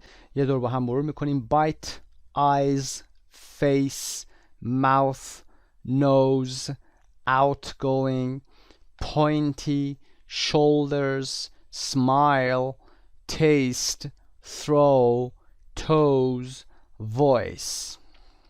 در قسمت 342 listen and check then practicing the phrases below. اینها رو هم میتونید تمرین کنید. a loud voice صدای بلند. narrow shoulders narrow که عرض کرده بودم خدمتون شانه های باریک و a wide mouth دهانی گشاد باز. brown eyes a Roman nose بینی رومن یا یونانی. round face که صورتی گرد هست. حتما فایل صوتی رو گوش کنید و تکرار بفرمایید. در part D take the quiz with a partner answer with my your their plus a part of the body. قسمت پایین رو باید حتما با یکی از دوستاتون انجام بدید. اگر نه که تنها هستید حتما مرور بفرمایید ضمایرش رو عوض بکنید. وقتی که میخوایم بخشی از بدن رو بگیم حتما باید با یکی از پروناون ها بیاریم، یعنی که از ضمایر رو باید براش بیاریم. نمیتونیم حرف تعریف تنها بذاریم. در بحث وکب اونجا عرض کردیم خدمتون. Which part or parts of the body number 1 do you wear a ring on؟ روی کدوم قسمت از بدن شما حلقه قرار میدید؟ یا حلقه رو در فارسی میگیم کجا قرار میدید؟ حلقه یا انگشتر. I wear a ring on my finger. پاسخ به این شکل هست. Which part of the body do you wear gloves on؟ I wear gloves on my hands. Or I wear socks on my feet. Or I wear a cap on my head. Which part of the body do ballet performers stand on؟ ballet performers رقاص های بالت هستن. رقص باله بر روی کدوم قسمت از بدنشون وای میسن که on their toes هست. Do soccer players often injure؟ soccer player ها اغلب کدوم قسمت از بدنشون رو صدمه میزنن؟ for example their feet, their ankle, for example their knees. Which part of the body do women put makeup on؟ they put makeup on for example their face, their for example lips, on their cheeks که گونه ها هست or on their eyes. And which part of the body do people brush؟ کدوم قسمت از بدن رو مردم brush میکنن یعنی مسواک میزنن؟ they brush their teeth دندون هاشونو. Which part of the body do people carry a backpack on؟ backpack کوله پشتی هست. backpack رو بر روی کجا قرار میدن؟ they carry the backpack on their back. در قسمت 4 هم که فایل صوتی سانگ هست گوش کنید. got life هست که با I ain't got any میگه و اگر میشنوید I ain't got any یه حالت محاوره‌ای هست یعنی I don't have any و ادامه میده و در نهایت اول میگه که من هیچ کدوم از این چیزها رو ندارم و تا انتها میرسه که I have or I've got که بخش های بدنش رو میاد مثال میزنه و فریدمش رو میاد مثال میزنه، آزادی خودش رو که کسی این رو از اون هم نمیتونه بگیره. خب به این ترتیب درس 6B page 59 به پایان میرسه. خسته نباشید. به نام خدا. Unit 6B page 60 Part 5 Grammar Models of Deduction. افعال وجهی مربوط به نتیجه گیری یا استنباط. Look at the photos of 3 people. Then in 2 minutes match 3 sentences with each person. به تصاویر سمت راست نگاه کنید و ظرف 2 دقیقه 3 جمله رو از سمت چپ با هر کدوم از تصاویر مچ کنید. خب جمله رو با هم میخونیم. He or she might be a criminal. Might شاید. اون شاید یک کریمینال باشه. کریمینال یعنی جنایتکار. اسم هست، noun هست اینجا. might be a criminal. و he or she might not know how to use the internet. اون شاید، حالا آقا یا خانم، ندونه که چطور از اینترنت استفاده کنه. might not know how to use the internet. might not know how to use the internet. کدومی که از اینها هست میتونید مچ کنید. he or she could be a model. اون میتونه یه مدل باشه، مدل لباس باشه. و he or she could be German or Scandinavian. اون آقا یا خانم میتونه آلمانی باشه یا اسکاندیناوی. he or she may not have a job. اون ممکنه شغلی نداشته باشه. همه اینها داره استنباط رو نشون میده. به تصویر نگاه میکنید و نتیجه میگیرید. دیداکشن رو انجام میدید. و he or she may be a millionaire. اون آقا یا خانم ممکنه که یه میلیونر باشه. میلیونر باشه. millionaire. his or her hair must be dyed. dye D-Y-E یعنی رنگ کردن، رنگ شدن مو، رنگ کردن مو. must be dyed یعنی باید رنگ شده باشه. موهای اون آقا یا خانم باید رنگ شده باشه. must be dyed. به این نتیجه میرسیم، به عنوان مثال میگیم که نمیتونه موی خودش باشه. must be dyed، نه اینکه باید رنگ بشه، دستوری نیست. his hair must be dyed، ممکن موهاش باید رنگ شده باشه. her hair must be dyed، موهاش باید رنگ شده باشه. و he or she must be retired، اون آقا یا اون خانم باید retired باشه. retired گفتیم بازنشسته، اون باید بازنشسته باشه یا این خانم باید بازنشسته باشه.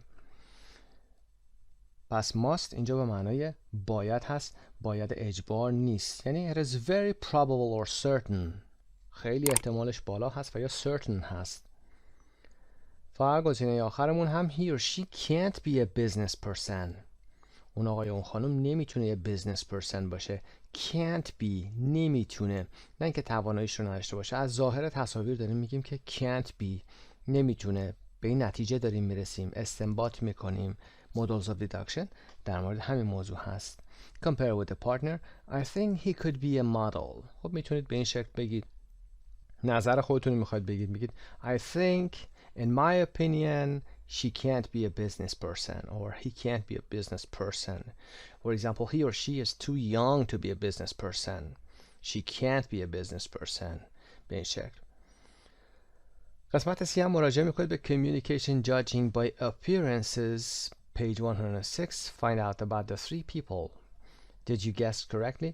خب در مورد این 3 تصویر به کمیونیکیشن لطفا مراجعه بکنید، ببینید که آیا حدساتون درست بوده یا نه. اما موضوع اصلی ما اینجا این هستش که چطور بتونیم از این models of deduction استفاده بکنیم.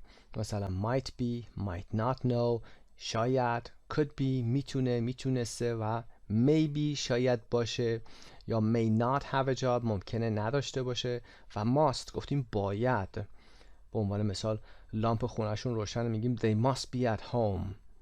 Their light is on. They must be at home. و یا نگاه میکنید سنش بالا هست، elderly هست، میگید که she or he must be retired. باید بازنشسته باشه. و اگر چیزی رو میخواید بگید که امکانش دیگه وجود نداره، improbable هست. و یا it is not possible، از ساختار can't استفاده میکنید. You can't be serious. جدی نمیگی. و یا he can't be a doctor. اون نمیتونه یه دکتر باشه یا پزشک باشه. میریم قسمت دی با هم.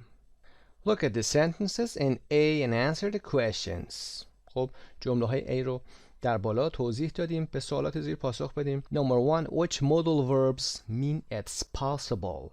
کدومی که از این افعال وجهی به معنای it's possible هست، یعنی امکان این وجود داره، که یکی از انسرش رو آورده might شاید، و گزینه‌های دیگر ما میگیم may ممکنه، و could رو میگیم که به معنای it's possible احتمالش هست.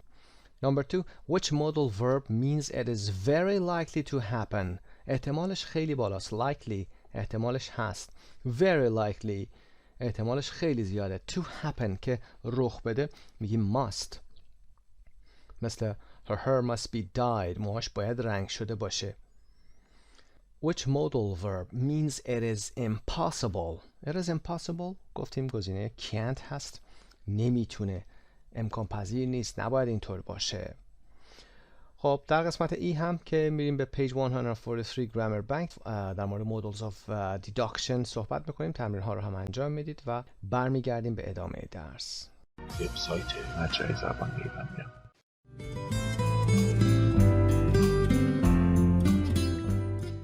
6b modals of deduction.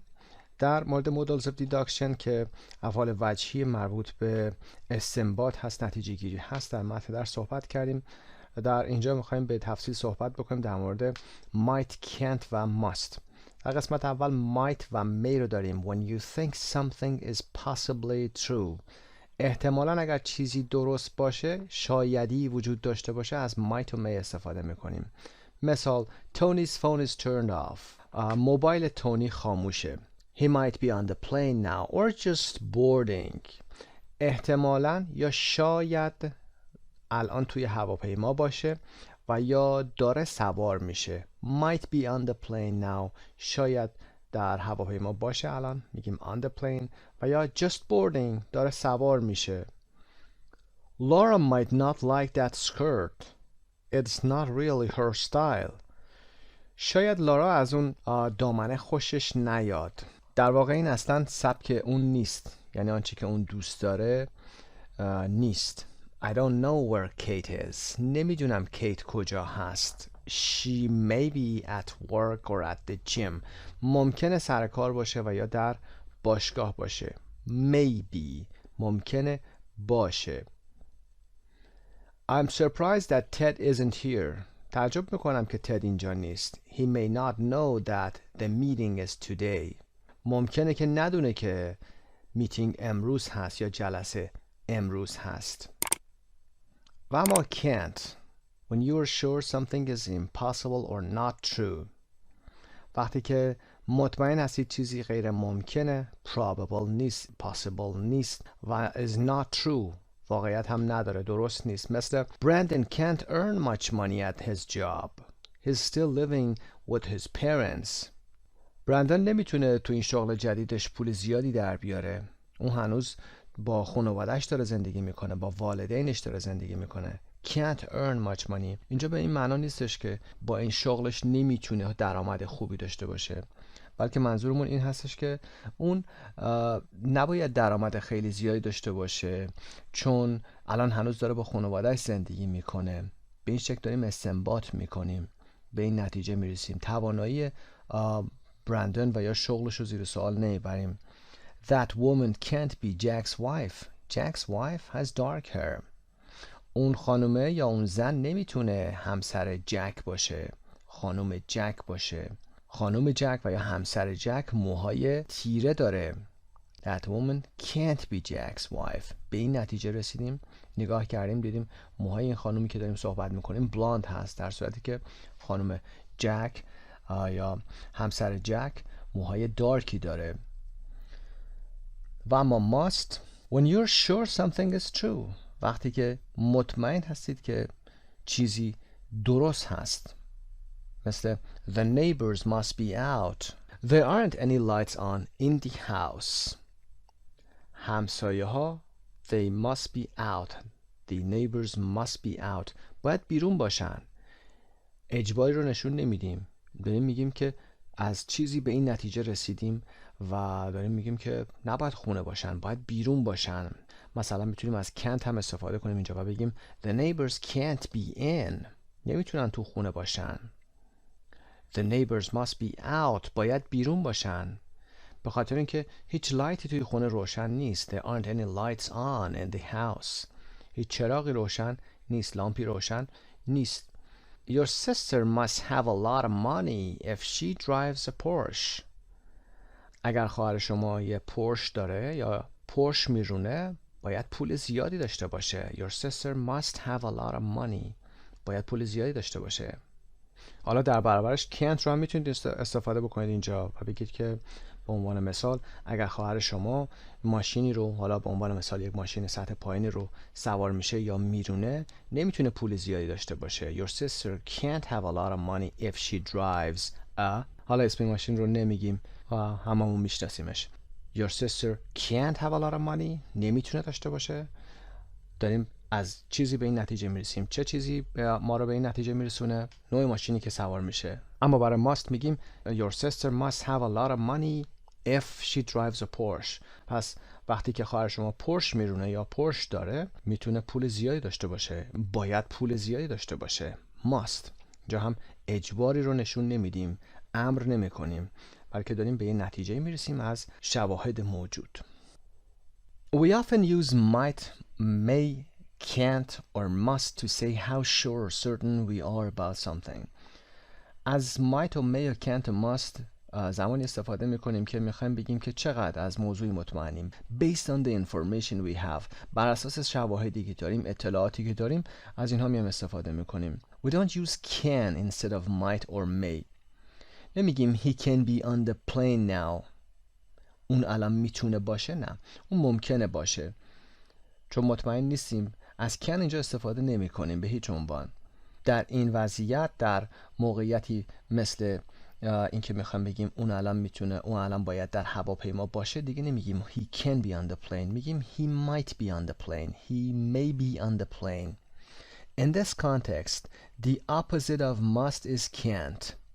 در این بافت همونطوری که در قسمت های بالا عرض کردم خدمتون در صفحه گذشته، متضاد must can't هست. مثل the neighbors must be out، همسایه‌ها باید بیرون باشن. There aren't any lights on in the house. خب لامپی روشن نیست. و یا the neighbors can't be out، همسایه‌ها نمیتونن بیرون باشن. و یا به شکل دیگه موضوع دیگه رو میخوام بگیم همسایه‌ها نمیتونن بیرون باشن. The neighbors can't be out. All the lights are on in the house. همه لامپ‌ها روشنه. پس they must be in the house. به اینم میتونیم برسیم. نمیگیم the neighbors must not be out. همسایه ها نباید بیرون باشن، نداریم. میگیم can't. وقتی میخوایم چیزی رو بگیم که نمیتونه به این شکل باشه، از can't استفاده میکنیم. must not نمیگیم. must رو به شکل مثبتش به کار میبریم و زمانی استفاده میکنیم که میخوایم بگیم که مطمئن هستیم از موجودیت چیزی، از موضوعی. We can use could instead of might in affirmative sentences. در جمله های مثبت، یادتون باشه تکرار میکنم این رو، در جمله های مثبت از could میتونیم به جای might استفاده بکنیم. بگیم Jack could or might be at the party. I'm not sure. Jack میتونه در مهمانی باشه. مطمئن نیستم. We often use be plus gerund after might, must, can't. بعد از ساختارهای might, must و can't be رو به علاوه gerund میاریم. مثل they must be having a party. اونا باید الان مهمانی داشته باشن. They must be having a party. The music is very loud. خب شما میخواید بخوابید اما سر و صدای همسایتون نمیذاره که بخوابید. صدای موزیک بلند هست و صدای دنس میشنوید از اون طرف دیوار و میگید they must be having a party. احتمالاً مهمانی گرفتن. They must be. بعد از be فعلمون حالت gerund میره، اسم مصدر. خب گرامر این قسمت به پایان میرسه. برمیگردیم به درس اصلیمون.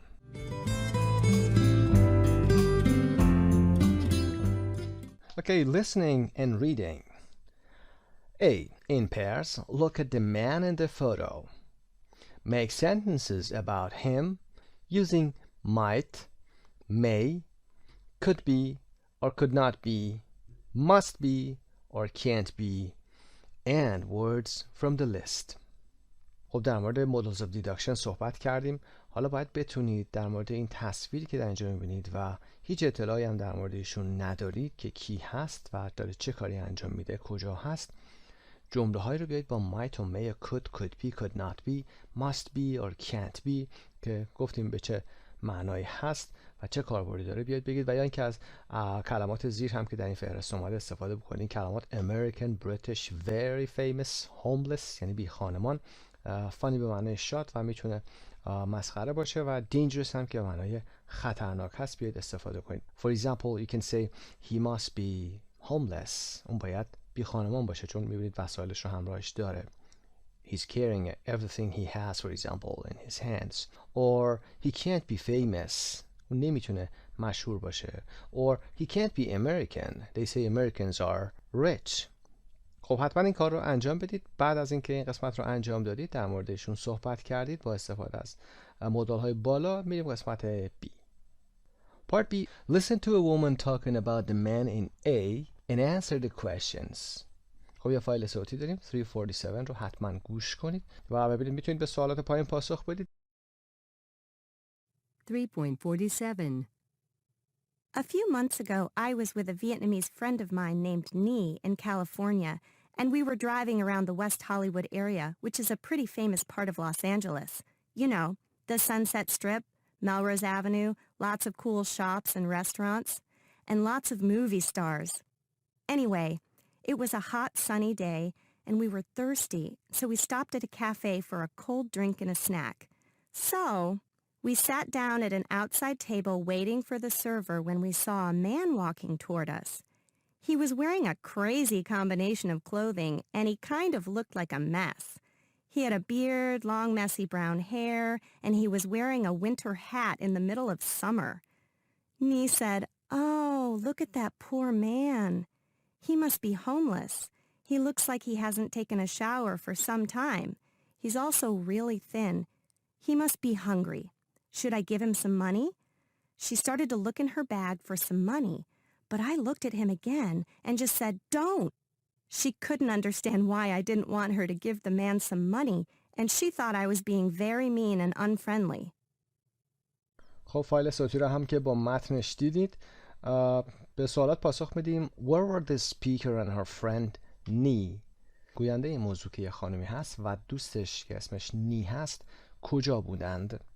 They were in West Hollywood, which is a famous part of Los Angeles, California. Number 2, what were they doing when they saw the man? وقتی که اون مرد رو دیدن داشتن چی کار میکردن؟ They were sitting in a cafe. Number 3, what did he look like? He looked like به چه شکلی بود؟ ظاهرش چطوری بود؟ گفتیم وقتی appearance کسی رو میخوایم بپرسیم از ساختار look like استفاده میکنیم با فعل کمکی. What does he look like؟ اون چه شکلیه؟ در گذشته what did he look like؟ به چه شکلی هست؟ ظاهرش چیه؟ چی پوشیده؟ قیافش به چه شکلیه؟ describeش کن برای من. وقتی که میخوایم personality رو بپرسیم گفتیم میگیم what is he like؟ what is she like؟ یعنی personalityش چیه؟ moody هست، generous هست، sad هست، happy هست، funny هست. خب the answer to number 3 is he looked like a mess. He had a beard, long messy brown hair, and he was wearing a winter hat in the middle of summer. To look like a mess یعنی آشفته به نظر رسیدن، نابسامان به نظر رسیدن و پریشان به نظر رسیدن. mess میتونه معانی دیگه هم بده. مثلا the apartment was a big mess. آپارتمان غرق کثافت و کثیفی بود به این شکل. و یا اینکه کسی خودش رو به درد سر بندازه هم از mess میتونیم استفاده بکنیم. مثلا you got yourself into a mess. خودتو تو درد سر انداختی. You got yourself into a mess. خودتو به درد سر انداختی. ولی حالا ظاهر چیزی اگه باشه مثلا a messy room double S هست و یه y داره، اتاق کثیف و نامرتب، و یا a messy prisoner مثلا یک زندانی نامرتب و به هم ریخته و شلخته. خب next question is what did Nhi want to do؟ نی میخواست چه کاری انجام بده؟ She wanted to give the man some money. میخواست به اون مرد کمی پول بده. To give the man some money. What did the speaker do؟ گوینده این موضوع چه کار کرد؟ She told her friend not to give the man any money. She told her یه ساختاری تو این هست. She told her friend به دوستش گفت not to give the man که بهش نده.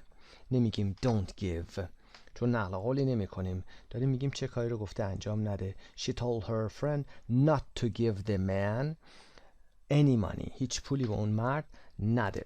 و اما part C 348 why do you think the speaker stopped Nhi؟ Listen and find out who was the man. شما فکر میکنید که چرا گوینده این داستان جلوی کار نی رو گرفت و نذاشتش که به اون مرد پول بده؟ گوش کنید و پاسخ رو پیدا بکنید و اینکه اون مرد کی بود. Who was the man؟ The man یعنی این مرد.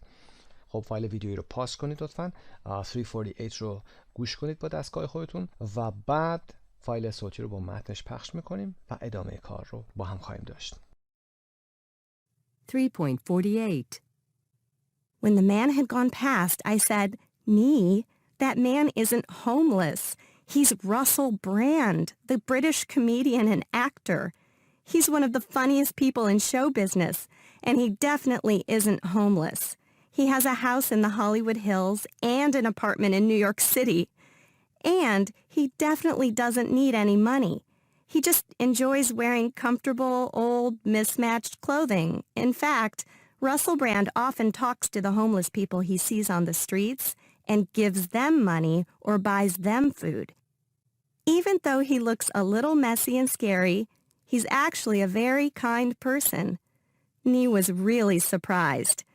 She said that she thought all U.S. celebrities dressed in designer clothes and had perfect hair and makeup all the time. I told her that in the U.S., you can't always judge people by their appearance.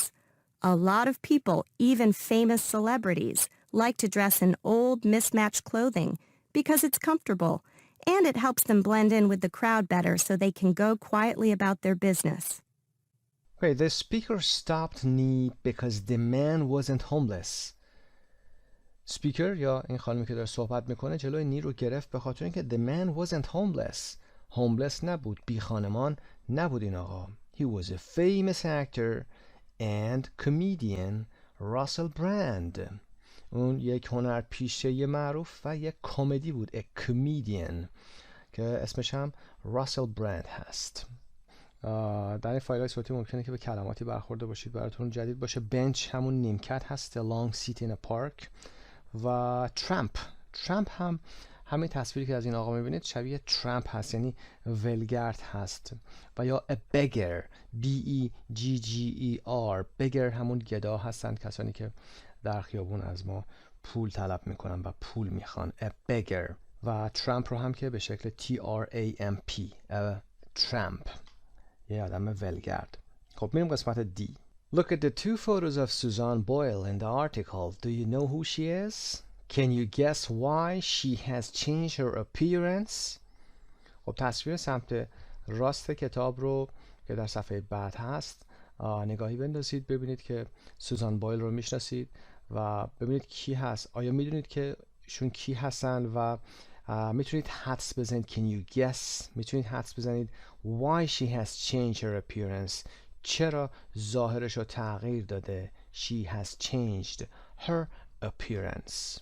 The picture shows a photo of Susan Boyle, who is a Scottish singer, and she came to international public attention when she appeared on the TV program Britain's Got Talent in 2009, and who has become a successful singer. When she first appeared, she was laughed at for looking old-fashioned, and since then, she has considerably changed her appearance.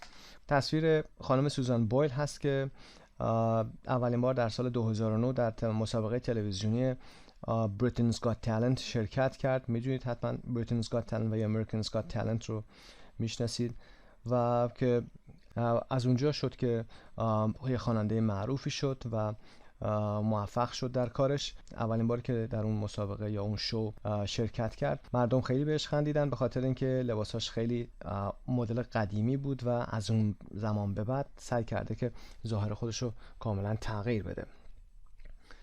Read the article once and choose the best summary. باید بریم متن رو بخونیم و best summary رو پیدا بکنیم، ببینیم که بهترین خلاصه سازی این داستان چی هست یا پیام این داستان مسیجش چی هست و بعد هم قسمت F که true false رو هم باید بعد از خوندن متن انجام بدیم. پس میریم صفحه بعد page 61. خب عنوان این صفحه هم که عنوان این متن هم yes appearance matters. matter اینجا verb هست. بله ظاهر مهمه. yes appearance matters. ظاهر مهم هست. خب متن رو با هم شروع میکنیم. When Susan Boyle first walked onto the stage of the Britain's Got Talent TV show, people immediately thought that she looked like a 47-year-old single woman who lived alone with her cat, which in fact she was. وقتی که اولین بار سوزان بویل بر روی صحنه و یا استیج برنامه تلویزیونی Britain's Got Talent قدم گذاشت، مردم بلافاصله فکر کردند که اون شبیه یک خانم 47 ساله مجردی هست که تنهایی با گربه‌اش زندگی میکنه. در پرانتز میگه which in fact she was، که در واقع همین هم بود. onto the stage، رفتن بر روی صحنه. تیوی شو هم که میشناسید، Britain's Got Talent تیوی شو. immediately، بلافاصله. thought گذشته think هست. she looked like، به این شکل به نظر میرسید. a 47-year-old single که صفتش هست و lived alone with her cat که تنهایی با گربه‌اش زندگی میکرد. nobody thought for a minute that she had a chance of doing well on the show or could ever become a star. هیچ کس برای حتی یه لحظه هم فکر نکرد که اون شانس اینو داشته که توی شو کارشو خوب انجام بده و یا اینکه اصلا یه ستاره بشه. But when she opened her mouth and started singing I Dreamed a Dream from the musical Les Miserables, everybody was amazed. اما وقتی که اون دهانش رو باز کرد و شروع به خواندن I Dreamed a Dream از فیلم میوزیکال Les Miserables کرد، همه amazed شده بودن، متعجب شده بودن. Everybody was amazed. Everybody فعلش مفرد هست. After the video of her performance went viral, journalists started talking about how wrong it is to stereotype people into categories and how we should learn once and for all not to judge a book by its cover. وقتی که ویدیوی اجرای اون her performance went viral یعنی در شبکه‌های مجازی، در رسانه‌ها به صورت فراگیری پخش شد. went viral یعنی حالت ویروسی، یعنی پخش شونده، از کسی به کسی، از جایی به جایی منتقل شونده، مثل ویروس. went viral پس شده در شبکه‌های اجتماعی چیزی به صورت فراگیر پخش بشه. خبرنگارا شروع کردن به صحبت در مورد اینکه چقدر اشتباه هست که مردم رو در مقوله‌ها یا دسته‌بندی‌های استریوتایپ بکنیم. مثل درس‌های گذشته گفتیم کلیشه بندیشون بکنیم، از ظاهر بگیم این آدم به این شکل for example lives alone with her cat. and how we should learn، اینکه چقدر باید یاد بگیریم once and for all، یه بار برای همیشه، once and for all، یه بار برای همیشه. not to judge a book by its cover، که از روی ظاهر چیزی قضاوت نکنیم، از روی ظاهر افراد، از روی ظاهر وسایل، از روی ظاهر حرکات یا حتی کتاب و یا هر چیز دیگه نیاییم محتوای اون رو و یا عمق اون مسئله رو بیایم زیر سوال ببریم. But social scientists say there are reasons why we judge people based on how they look. اما دانشمندان اجتماعی میگن که دلایلی وجود داره که ما میایم مردم رو بر اساس آنچه که میبینیم یا بر اساس ظاهرشون based on how they look، بیشتر در چند ویدیوی گذشته کار کردیم، میایم قضاوت میکنیم. On a very basic level, judging people by their appearance means putting them quickly into categories. در مرحله ابتدایی قضاوت مردم از روی ظاهرشون به این معنا هست که اونها رو به سرعت داخل کاتگوری ها یا مقوله هایی که از پیش تعیین کردیم قرار میدیم. In the past, being able to do this was vitally important and humans developed the ability to judge other people in seconds. در گذشته قادر بودن به این که being able to do this، قادر بودن به انجام این کار was vitally important. vitally important یعنی خیلی مهم، یعنی از لحاظ زندگی بسیار ضروری. and humans developed the ability، و انسان ها این توانایی رو توسعه دادن. چه توانایی رو؟ to judge other people in seconds، که دیگران رو ظرف چند ثانیه بیان قضاوت کنن، مورد قضاوت قرار بدن. Susan Fiske, a professor of psychology and neuroscience at Princeton University, said that traditionally most stereotypes are linked to judging whether a person looks dangerous or not. In prehistoric times, it was important to stay away from people who looked aggressive and dominant, she said. سوزان فیسک یک استاد روانشناسی و عصب شناسی، نیوروساینس به عصب شناسی برمیگرده، در دانشگاه پرینستون گفت که به صورت سنتی اغلب استریوتایپ ها و یا کلیشه بندی ها به این نوع قضاوت لینک میشن که آیا فرد مقابل خطرناک به نظر میرسه یا نه. whether a person looks dangerous or not.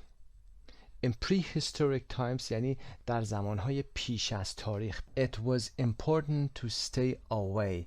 مهم بود که دور قرار بگیرید، در فاصله بیشتری قرار بگیرید. From people who looked aggressive. از کسانی که aggressive به نظر می رسیدن. aggressive یعنی پرخاشگر. و and dominant. dominant هم کسانی هستن که سلطه‌گر هستن، میخوان سلطه داشته باشن بر دیگران. One reason why our brains persist in using stereotypes, experts say, is that often they give us generally accurate information, even if all the details aren't right. یک دلیل این که چرا مغزهای ما persist اصرار میکنه در استفاده از این استریوتایپ ها، کلیشه بندی ها، کارشناسان میگن اینه که اغلب مغزهای ما به صورت کلی اطلاعات دقیقی رو میدن، حتی اگر جزئیات درست نباشه. Miss Boyle's appearance, for example, accurately told us a lot about her, including her socioeconomic level and lack of worldly experience. به عنوان مثال, for example, or for instance, ظاهر خانم بویل، اینجا میز هست، ما نمیدونیم که ایشون متأهل هست یا نه، میگیم Miss Boyle's appearance accurately told us a lot about her. در واقع دقیقاً چیزهای زیادی در موردش به ما گفته، شامل سطح اقتصادی اجتماعیش و فقدان تجربه زندگی امروزش. socio-economic level، از سوشو و اکونومیک با هم جمع شده اقتصادی و اجتماعی هست، و lack of یعنی فقدان، worldly experience یعنی فقدان تجربه زندگی در عصر حاضر رو. People's enthusiasm for Susan Boyle and for other underdogs who end up winning is unlikely to stop us from stereotyping people. اشتیاق مردم، enthusiasm، برای سوزان بویل و دیگر کسانی که underdog شدن. underdog یعنی loser. در انگلیسی loser هم میگیم. A person who is a victim of social discrimination or political injustice. بازنده ها، کسانی که در زندگی بازنده هستن. حالا ممکنه که این به خاطر تبعیض هایی که به وجود میاد، حالا تبعیض های نژادی هست، تبعیض های اجتماعی هست، سیاسی هست به وجود میاد و یه سری آدم در اجتماع لوزر میشن، آندرداگز میشن و از لحاظ اجتماعی یا سیاسی بازنده هستن. پس اشتیاق مردم برای سوزان بویل و دیگر کسانی که مثل سوزان بویل آندرداگز هستن یا بازنده هستن و تا یه فرایندی به یک بردی میرسن، برنده میشن، is unlikely to stop us. احتمال کمی داره که بخواد باعث بشه ما مردم رو استریوتایپ نکنیم، مقوله بندی نکنیم، کلیشه سازی نکنیم از روی وضعیت ظاهرشون.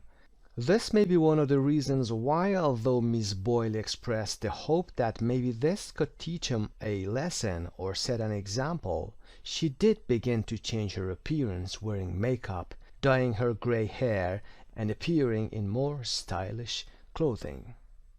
این میتونه یکی از دلایلی باشه که اگرچه خانم بویل این امیدواری رو اظهار داشته که ممکنه که این تونسته باشه به اونها درسی داده باشه، برای کسایی که اون از روی ظاهرش قضاوت کردن، or set an example و یا براشون نمونه یا مدلی ساخته باشه که دیگه از روی ظاهر قضاوت نکنن. She did begin to change her appearance. She did begin ساختار چی هست؟ داره تأکید میکنه، در گذشته هست. She began to change her appearance. شروع کرد به تغییر ظاهرش، ولی وقتی میخوایم emphasize بکنیم از did استفاده میکنیم در زمان گذشته و فعل رو حالت اصلیش میبریم، یعنی دیگه به گذشته نمیبریم، میگیم she did begin to change.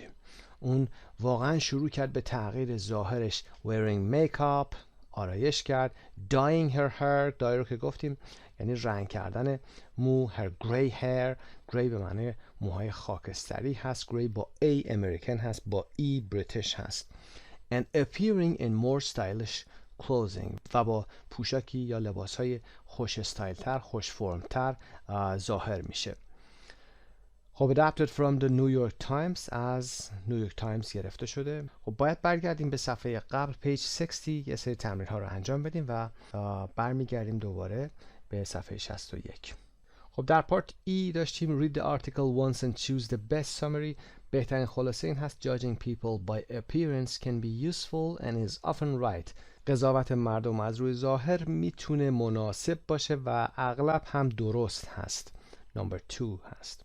Part F, read the article again and mark the sentences true or false. Say why the F ones are false. Most people predicted that Susan Boyle would be successful as a singer. اغلب مردم predict کردن. dict یعنی گفتن. predict یعنی پیش گفتن. پیشگویی کردن یعنی از قبل گفتن که سوزان میتونه خواننده موفقی بشه. False. Nobody thought for a minute that she had a chance of doing well on the show or could ever become a star. Number 2, after her appearance on TV, people started saying that we shouldn't judge people by their appearance. True. Number 3, scientists think that judging by appearance is an important skill. True. This was vitally important. Number 4, it is more important to be able to make quick judgments about people than it used to be. خیلی مهمه که نسبت به زمان گذشته قضاوت سریعی در مورد مردم داشته باشیم. False. In the past people needed to judge whether a person was dangerous or not. Number 5. When we judge people by their appearance, we are usually wrong. اگر از روی ظاهر قضاوت میکنیم معمولا در اشتباهیم. False. It often gives us generally accurate information. Number 6. Susan Boyle has probably realized that people will never stop judging her by her appearance. True. She has started to change her appearance. Susan Boyle احتمالاً متوجه شد که مردم هرگز دست از قضاوت از روی ظاهرش بر نخواهند داشت. خب میریم ادامه درس در صفحه بعد. Part G. Find a word or phrase in the article for the definitions. خب کلمه یا عبارتی رو در آرتیکل پیدا بکنید برای definition هایی که در پایین میاد. در پاراگراف 1 number 1 went viral means was sent all over the internet. عرض کردم خدمتون went viral یعنی که در شبکه اجتماعی در اینترنت به صورت فراگیری تصویری اطلاعاتی و یا دیتایی پخش بشه. Number 2, judge a book by its cover means judge a person by his or her appearance. قضاوت از روی ظاهر. In paragraph 2 we had absolutely essential means vitally important. از لحاظ حیاتی خیلی مهم باشه یا زندگی خیلی مهم باشه. Vitally important, absolutely essential. In paragraph 3 we had socio-economic level. Socio-economic level. این socio-economic level رو میتونید به صورت مجزا با یه دش هم بنویسید. یعنی social رو بنویسید یه دش بذارید و economic رو وصل کنید بهش.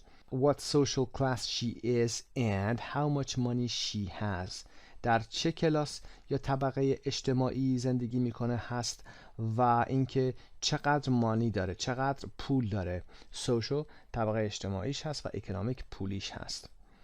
Number 5 in paragraph 4 underdogs are people who are not expected to succeed. آدم‌های بازنده هستن انتظار نمیره که موفق باشند.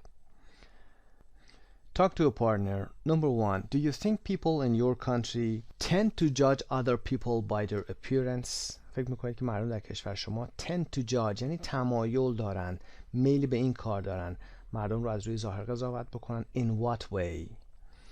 How important do you think appearance is for the following people? ظاهر برای افراد پایین که در لیست میاد چقدر مهم هست؟ Politicians سیاستمدارا، TV hosts که مجری تلویزیونی هستن. business people تجار، singers خواننده ها، doctors پزشکان. در مورد این موضوعات حتما صحبت کنید. Do you think it is right that their appearance matters؟ فکر میکنید درسته که ظاهرشون مهم هست براشون؟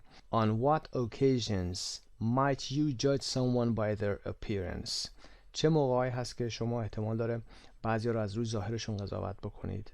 حتما با استفاده از متن بالا و اطلاعاتی که در این درس گرفتید بیایید به این سوالات پاسخ بدید که برای اسپیکینگتون بسیار کمک کننده خواهد بود. خب درس 6B در اینجا به پایان میرسه. تا ویدیوی بعد که ریویوی درس های 5 و 6 هست، پیروز و پایدار باشید. به نام خدا. با عرض سلام خدمت همه شما عزیزان. Unit 5 and 6 review and check. مروری بر درس های 5 و 6 داریم و ببینیم که چه چیزهایی رو تو این درس یاد گرفتیم. با گرامر شروع میکنیم. Circle A, B or C. Number 1. Elliot served but the ball went into the net. الیوت سرویس رو زد، سرویس رو میزنه، اما توپ went into the net رفت توی تور. went was going داشت میرفت، had gone رفته بود. had gone باید قبل از این سرو زدن باشه که امکان نداره. was going هم که داشت میرفت هست، اما ما میخوایم بگیم توپ رفته توی تور. Number 2. The athlete fell at the end of the race when she was running toward the finishing line. The athlete ورزشکار. fell گذشته fall هست. fell at the end of the race در پایان مسابقه. at the end of something, at the end of the movie, at the end of the film for example. the race هم که مسابقه هست، رقابت هست. when she was running وقتی داشت میدوید.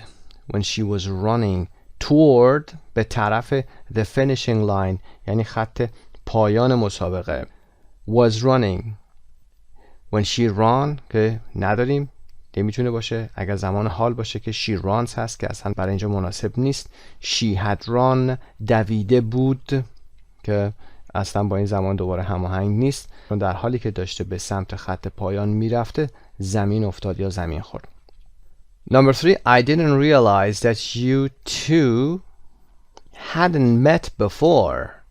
متوجه نشدم. I didn't realize متوجه نشدم that you two که شما دوتا hadn't met before قبلا همدیگر رو ملاقات نکرده بودید. didn't realize من در گذشته بوده و ملاقات نکردن شما قبل از متوجه شدن من باید صورت گرفته باشه. پس از past perfect استفاده میکنیم. I didn't realize یه زمان گذشته و یه زمان گذشته تر hadn't met ملاقات نکرده بودید، آشنا نشده بودید با هم دیگه. Number 4. I can't find my glasses anywhere. هیچ جای عینکمو پیدا نمی کنم، یعنی هر کجا که میگردم. anywhere یه سر نوشته میشه anywhere. و بی پاسخ میده Were you wearing them when you left home this morning? Were you wearing them یعنی اونا رو زده بودی، به چشمات زده بودی. wearing them چون glasses گفتیم جفت هست، them براش میاریم، نمیگیم were you wearing it. 5. Do you usually walk to work or do you drive? آیا پیاده میری سر کار معمولاً؟ Do you usually عادت در زمان حال هست، present simple. Do you usually walk to work or British میخوایم بگیم میگیم do you usually walk to work or do you drive یا اینکه رانندگی میکنی با ماشین خودت میری. پس گزینه B هست. Do you used to کلا نداریم، در این ساختار اصلا وجود نداره و you to هم که کلا وجود نداره. Number 6. When I was a child I didn't used to like vegetables. گزینه C. با گزینه B اشتباه نگیرید. When I was a child وقتی که بچه بودم I didn't used to. used to عادت در گذشته. سبزیجات رو دوست نداشتم یا خوشم نمی اومد از سبزیجات. I don't used to نداریم. I didn't used to اینجا دیگه D نباید وجود داشته باشه و I didn't used to که گزینه صحیح ما هست. عادتی در گذشته که الان دیگه وجود نداره اون عادت. It is no longer right now. Number 7. Did you used to play any sports when you were in college? Did you used to ساختار سوالی used to هست به معنای عادت با did subject you used to دیگه وقتی did داریم دیگه used نمیگیم. Did you used to این ساختار هم که اشتباه هست. ساختار سی هم که با دی آورده اشتباه هست. وقتی که در کالج بودی در یونیورسیتی بودی آیا هیچ ورزشی رو انجام میدادی؟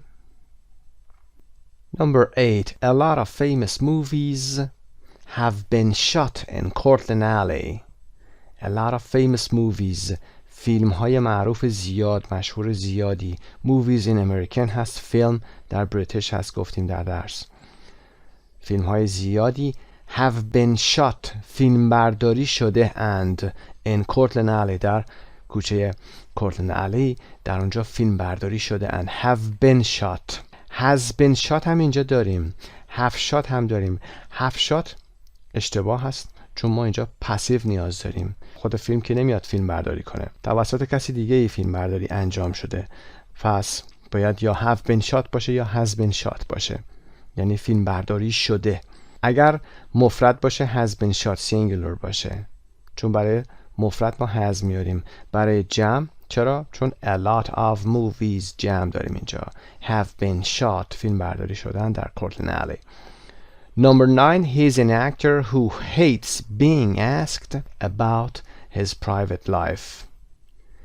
Hate being asked این ساختار هست پسیو. اون یه هنرپیشه هست که an actor who ضمیر موصولی چه هنرپیشه‌ای داره توصیف میکنه همین هنرپیشه رو. اون هنرپیشه‌ای هست که hates متنفره از اینکه در مورد زندگی شخصیش ازش پرسیده بشه. I hate being asked. She hates being asked. Number 10. Why is the movie being made in New Zealand? چرا فیلم رو دارن توی نیوزیلند میسازن؟ Why is the movie being made? داره ساخته میشه. Why is the movie making? که سوالش مجهول نیست معلومه اما باید مجهول باشه چون فیلم رو دارن میسازن داره ساخته میشه. و سوال گزینه بعد هم که کاملا اشتباه است. Number 11. Many people believe that Columbus didn't really discover America. سابجکتمون کولومبوس هست. کریستوفر کولومبوس هست. کسی که میگن presumably قاره آمریکا رو کشف کرده. بسیاری از مردم معتقدن که کولومبوس یا کریستوفر کولومب didn't really discover واقعا کشف نکرد آمریکا رو. didn't really discover. wasn't really discovered یک حالت مجهوله. ما داریم در مورد کریستوفر کولومب صحبت میکنیم. چه کاری انجام داده باید فعلمون معلوم باشه. اگر در مورد آمریکا میخواستیم صحبت بکنیم و آمریکا رو اول میذاشتیم میگفتیم Many people believe that America wasn't really discovered by Columbus. weren't هم که نمیشه چون اگر قرار بود weren't باشه باید به جای امریکا ما چند تا اسم جمع داشتیم. بریم نمبر 12. وبسایت مجموعه زبان ایرانیان. I've just rung the doorbell but there is no answer. همین الان زنگ در رو زدم اما جوابی نمیاد. There is no answer. I've just rung. Rung ring rang wrong. حالت سومش هست ring rang که گذشتهشه و wrong I've rung. زدم زنگ در رو به صدا در آوردن هست. doorbell صدای doorbell زنگ خونه هست. But there is no answer. اما خبری نیست جوابی نمیاد. و بی میگه They might be in the yard. Take a look. شاید اونا توی حیاط باشن یا توی باغ باشن. یه نگاهی بنداز. They might be in the yard. خب داخل خونه نیستن. صدای زنگ در خونه میپیچه و اونها باید از توی خونه بشنون. پس گزینه A They can't be in the yard کاملا اشتباه هست. اونا نمیتونن توی حیاط باشن. خیر. They can't be in the house. They can't be inside. نمیتونن داخل باشن. میتونسته باشه. و they can be هم که نداریم. زمانی can't be رو استفاده میکنیم که مطمئن باشیم چیزی به این شکل نباشه و زمانی might be رو یا might رو استفاده میکنیم که بخوایم بگیم شاید یا احتمال possibilityش رو داشته باشه و can be نداریم. به جای can be باید از must be استفاده بکنیم. اگر must اینجا بود شاید پاسخ صحیح میشد. They must be in the yard. باید توی حیاط باشن. Take a look. یه نگاهی بنداز. Number 13. He's a little older than me. اون یک کمی از من سنش بیشتره. So he must be in his 30s now. بنابراین اون الان باید توی دهه 30ش باشه. یعنی 30 به بالا باشه. 30 تا 39. Number 14. Did you know Anne and David broke up? میدونستی که ان و دیوید از هم جدا شدن. broke up. گذشته break up. و بی پاسخ میده That can't be true. I saw them together just now. I saw them together just now. من همین الان اینا رو با هم دیدم. یعنی دیوید و ان رو با هم دیدم. That can't be true. نمیتونه درست باشه. این نمیتونه حقیقت داشته باشه. That can't be. That must not نداریم. گفتیم در متن درس و در گرامر. That might be true. یعنی احتمالش هست. اما بعد جمله بعدی میگه I saw them together. پس نمیتونه might be هم باشه. That can't be true. نمیتونه درست باشه. من اونا رو با هم دیدم. Number 15. Does your sister know Travis? آیا خواهر شما ترویس رو میشناسه؟ She may know him. I'm not sure. مطمئن نیستم. شاید اونو بشناسه. ممکنه اونو بشناسه. She can't know him. اشتباه هست. چون در جمله بعد میگه I'm not sure. مطمئن نیستم. She can know هم که اشتباه هست اینجا. و she can هم که نداریم. گفتیم اگر بخوایم مثبت بگیم باید از must استفاده کنیم. خب به ترتیب بریم قسمت vocab. A. Write the parts of the body that you use to do these actions. For example, you use your lips to kiss. از لبهاتون استفاده میکنید برای بوسیدن. Stare. What part of body do you use to stare? We use our eyes to stare. Eyes. And we stare at somebody. Stare at. حرف اضافه preposition. What part of the body do you use to smell? Nose.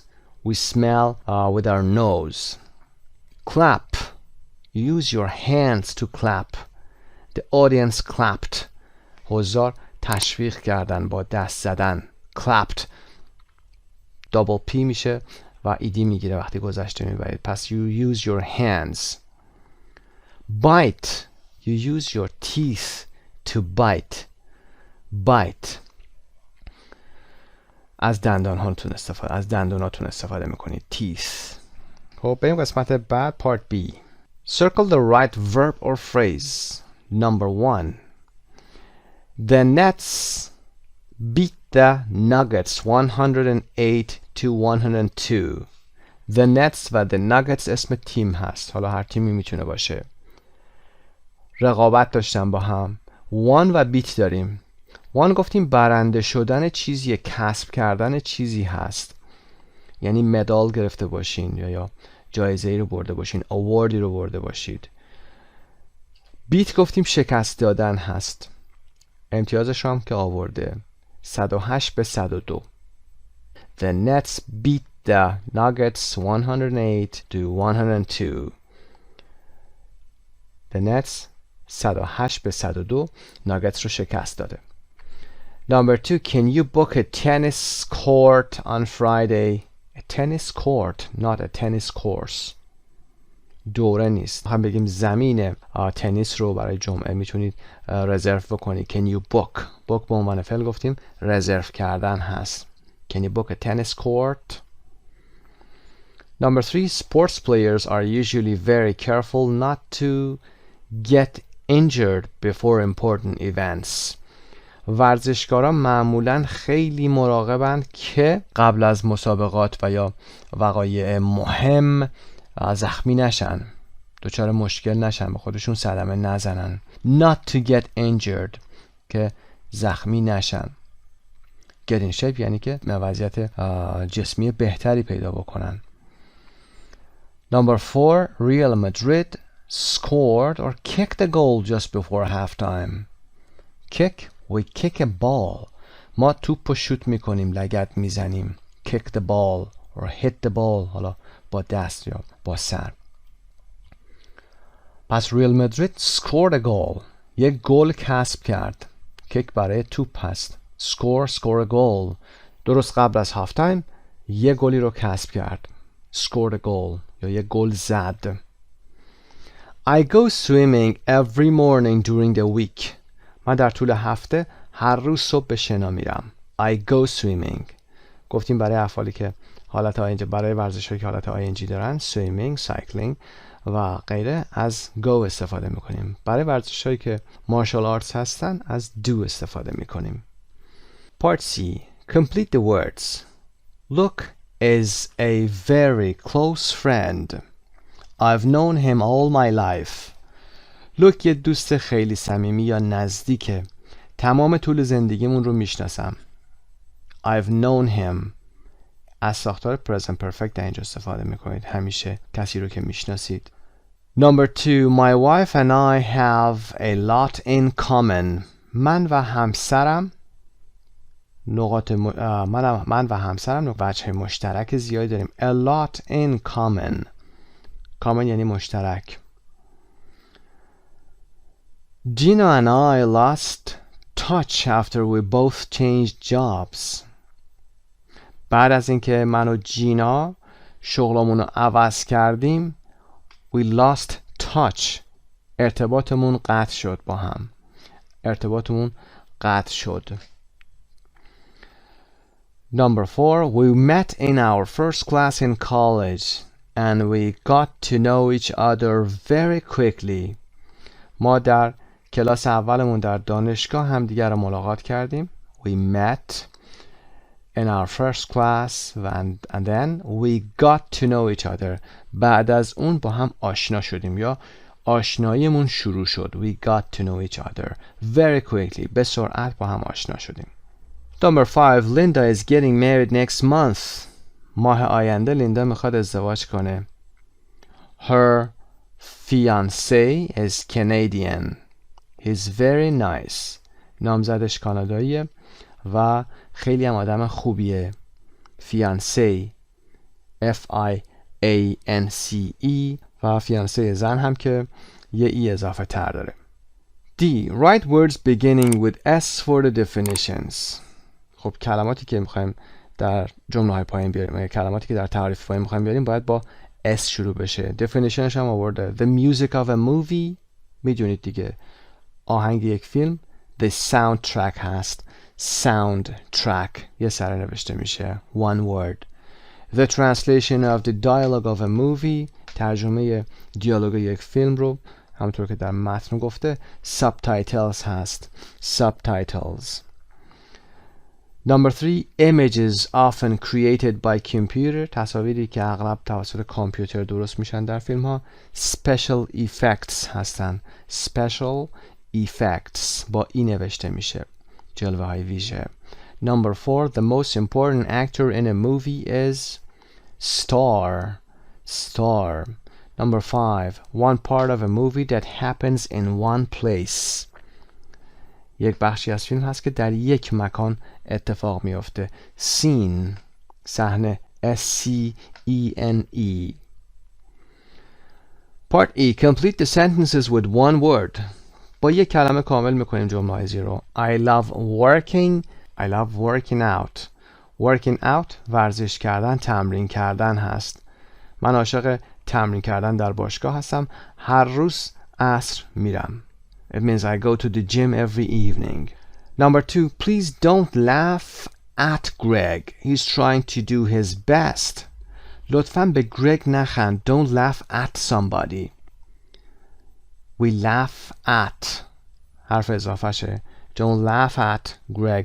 اون داره تمام تلاشش رو میکنه. He's trying to do his best. I'm trying to do my best. Or I tried to do my best. Number 3. My sister and her boyfriend have broken up. در قسمت قبل کار کردیم در همین تمرین. My sister and her boyfriend. خواهر من و دوست پسرش have broken up. جدا شدند. ساختار present perfect. جدا شدن مشخص نیست ولی الان از هم جدا شدن. I wish you could be more excited about the opera tickets I got for tonight. They were really expensive.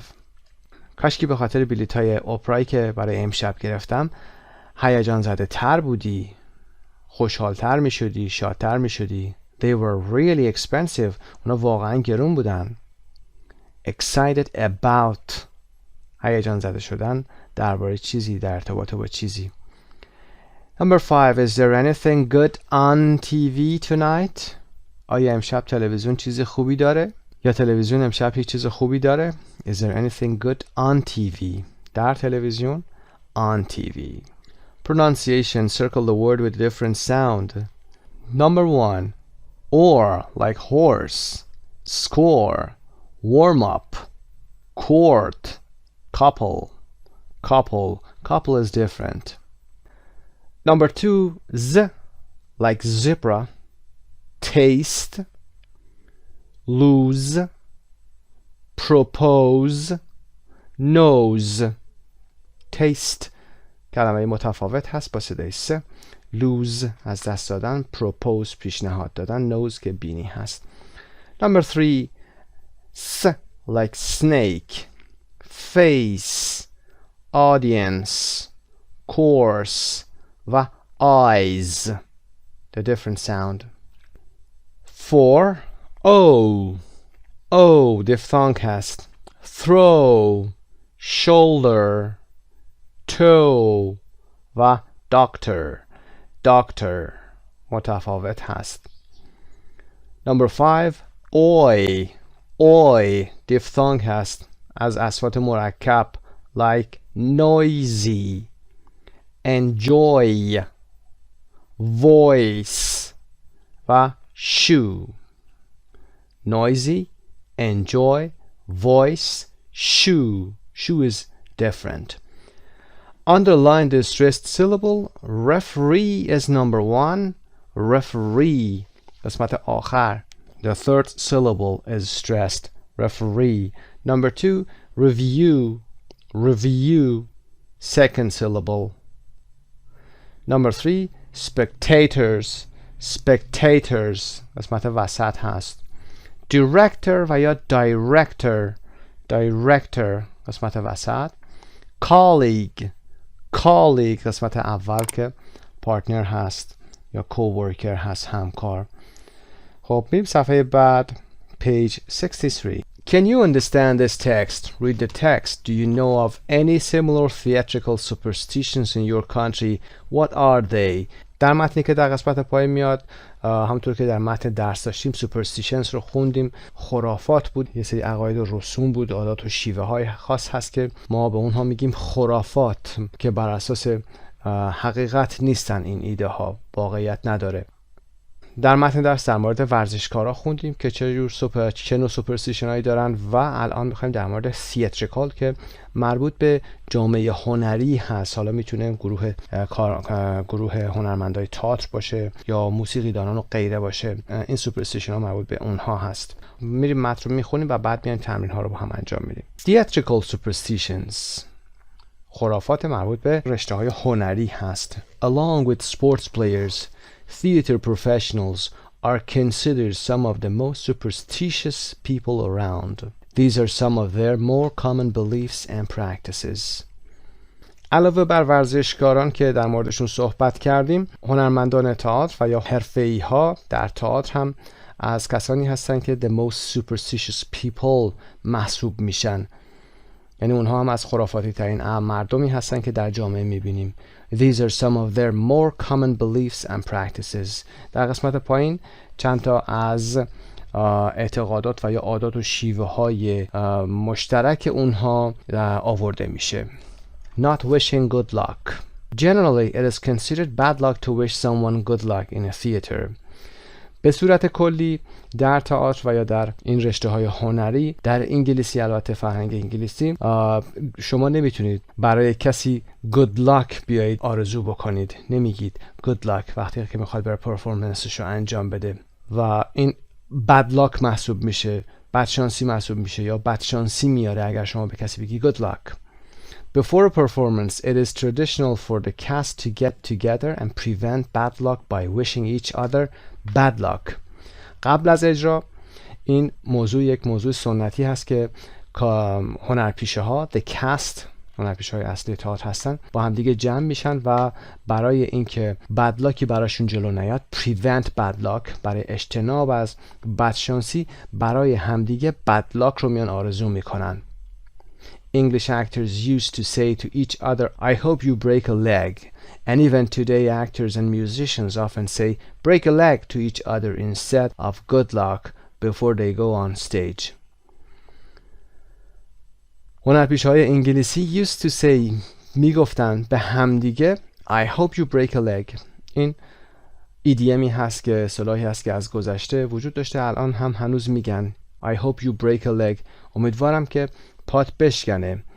و and even today و حتی امروز هم actors و musicians، موسیقیدانان و هنرپیشه‌ها اغلب به همدیگه میگن break a leg به همدیگه به جای اینکه بگن good luck قبل از اینکه بخوان روی صحنه برن. البته این ریشش مشخص نیست از کجا هست و هنوز هم که هنوز استفاده میشه. Whistling. Whistle یعنی سوت. Whistling سوت زدن. It is considered bad luck for an actor to whistle on or off stage.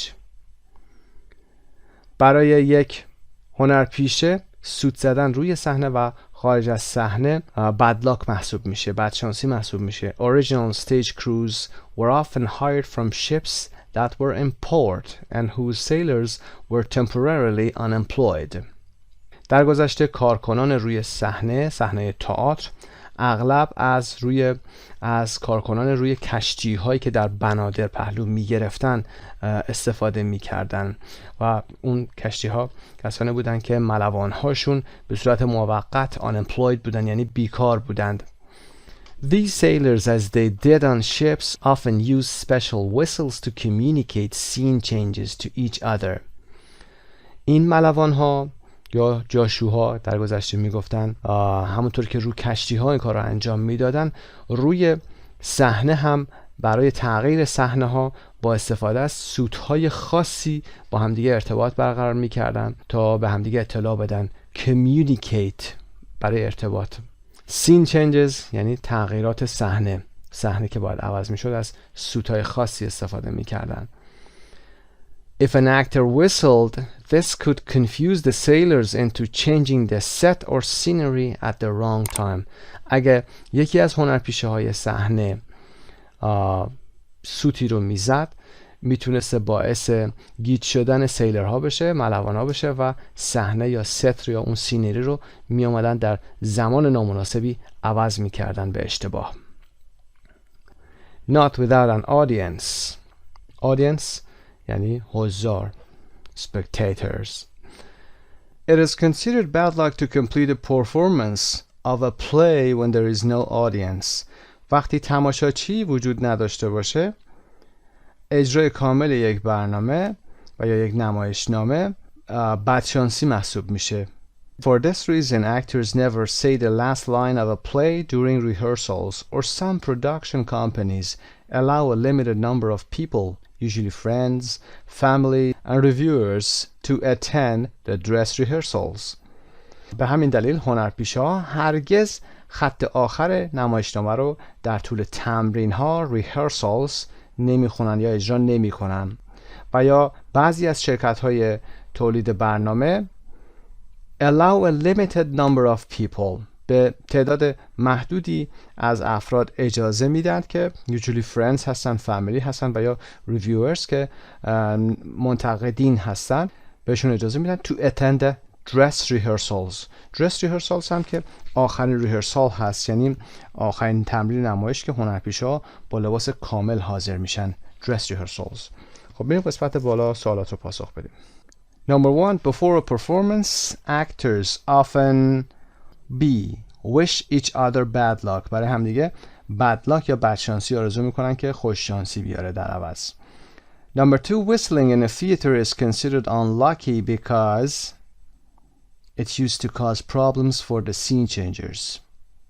سوت زدن در تئاتر بدشانسی محسوب میشه به خاطر اینکه در گذشته it used to cause باعث می شده مشکلاتی رو برای اونهایی که سین یا صحنه رو عوض می کردند.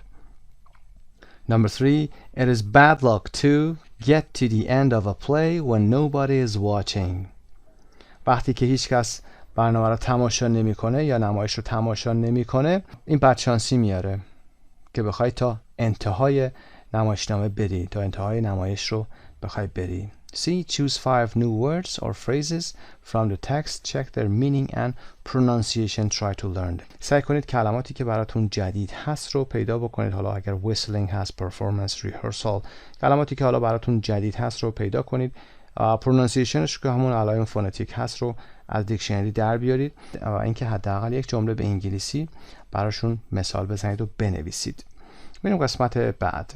Can you understand these people 349 on the street? Watch or listen to 5 people and answer the questions. خب به فایل 349 حتما گوش کنید، به ویدیوش هم نگاه بکنید.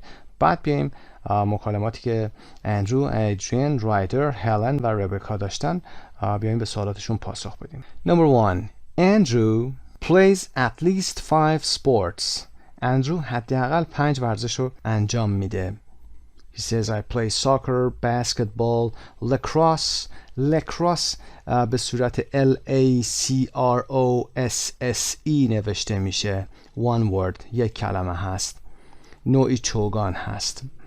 و میگه والیبال، گالف، فریزبی و بعد در انتها میگه anything، یعنی هر چیزی، هر ورزش رو من انجام میدم. But at least 5 sports، حداقل 5 تا ورزش. Number 2. An old friend of Adrian's who was using online meeting. یکی از دوستان قدیمی ادریان who was using online meeting که از آنلاین میتینگ داشته استفاده میکرده، آشنایی به صورت آنلاین. A.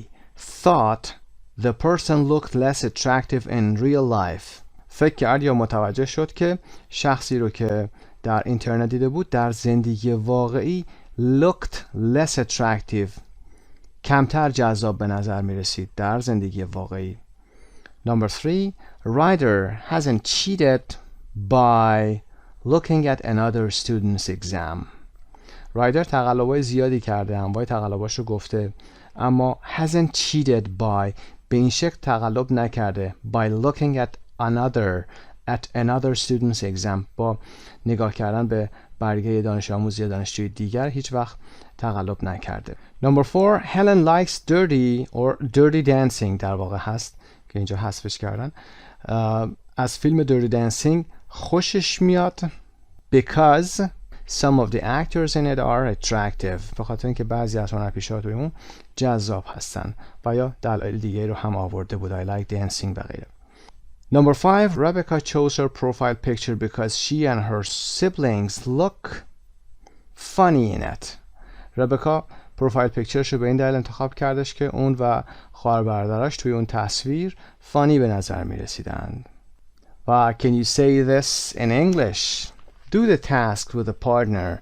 Check the box if you can do them. خب مثل همیشه در این قسمت باید ببینید که آنچه که در درس‌های گذشته یاد گرفتید، یعنی در درس گذشته چی بوده و آیا قادر به ارائه مطالب هستید، مطالب جدیدی که یاد گرفتید. به عنوان مثال Can you tell an anecdote about something that happened to you using the simple past, past continuous and past perfect؟ صحبت کردیم، گفتیم میخواید انکدوت بگید، حکایتی رو تعریف کنید، داستانی رو تعریف کنید، داستان کوچیکی که برای شما اتفاق افتاده و از گذشته ساده، گذشته استمراری و گذشته بعید یا past perfect استفاده بکنید.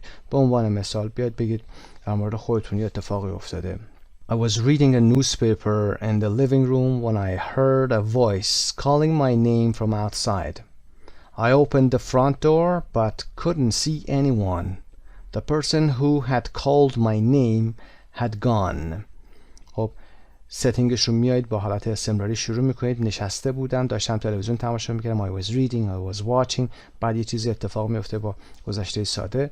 بعد میاد یه چیز past perfect استفاده میکنید، میگید که اون چیزی که قرار بود انجام بشه رفته بود، خورده بود، ناپدید شده بود. به این شکل. Number 2. Talk about 3 past and 3 present habits of yours. 3 habits of yours. 3 تا از عادتهای خودتون. 3 تاش باید در گذشته باشه، 3 تاش هم در زمان حال. For example, in the past.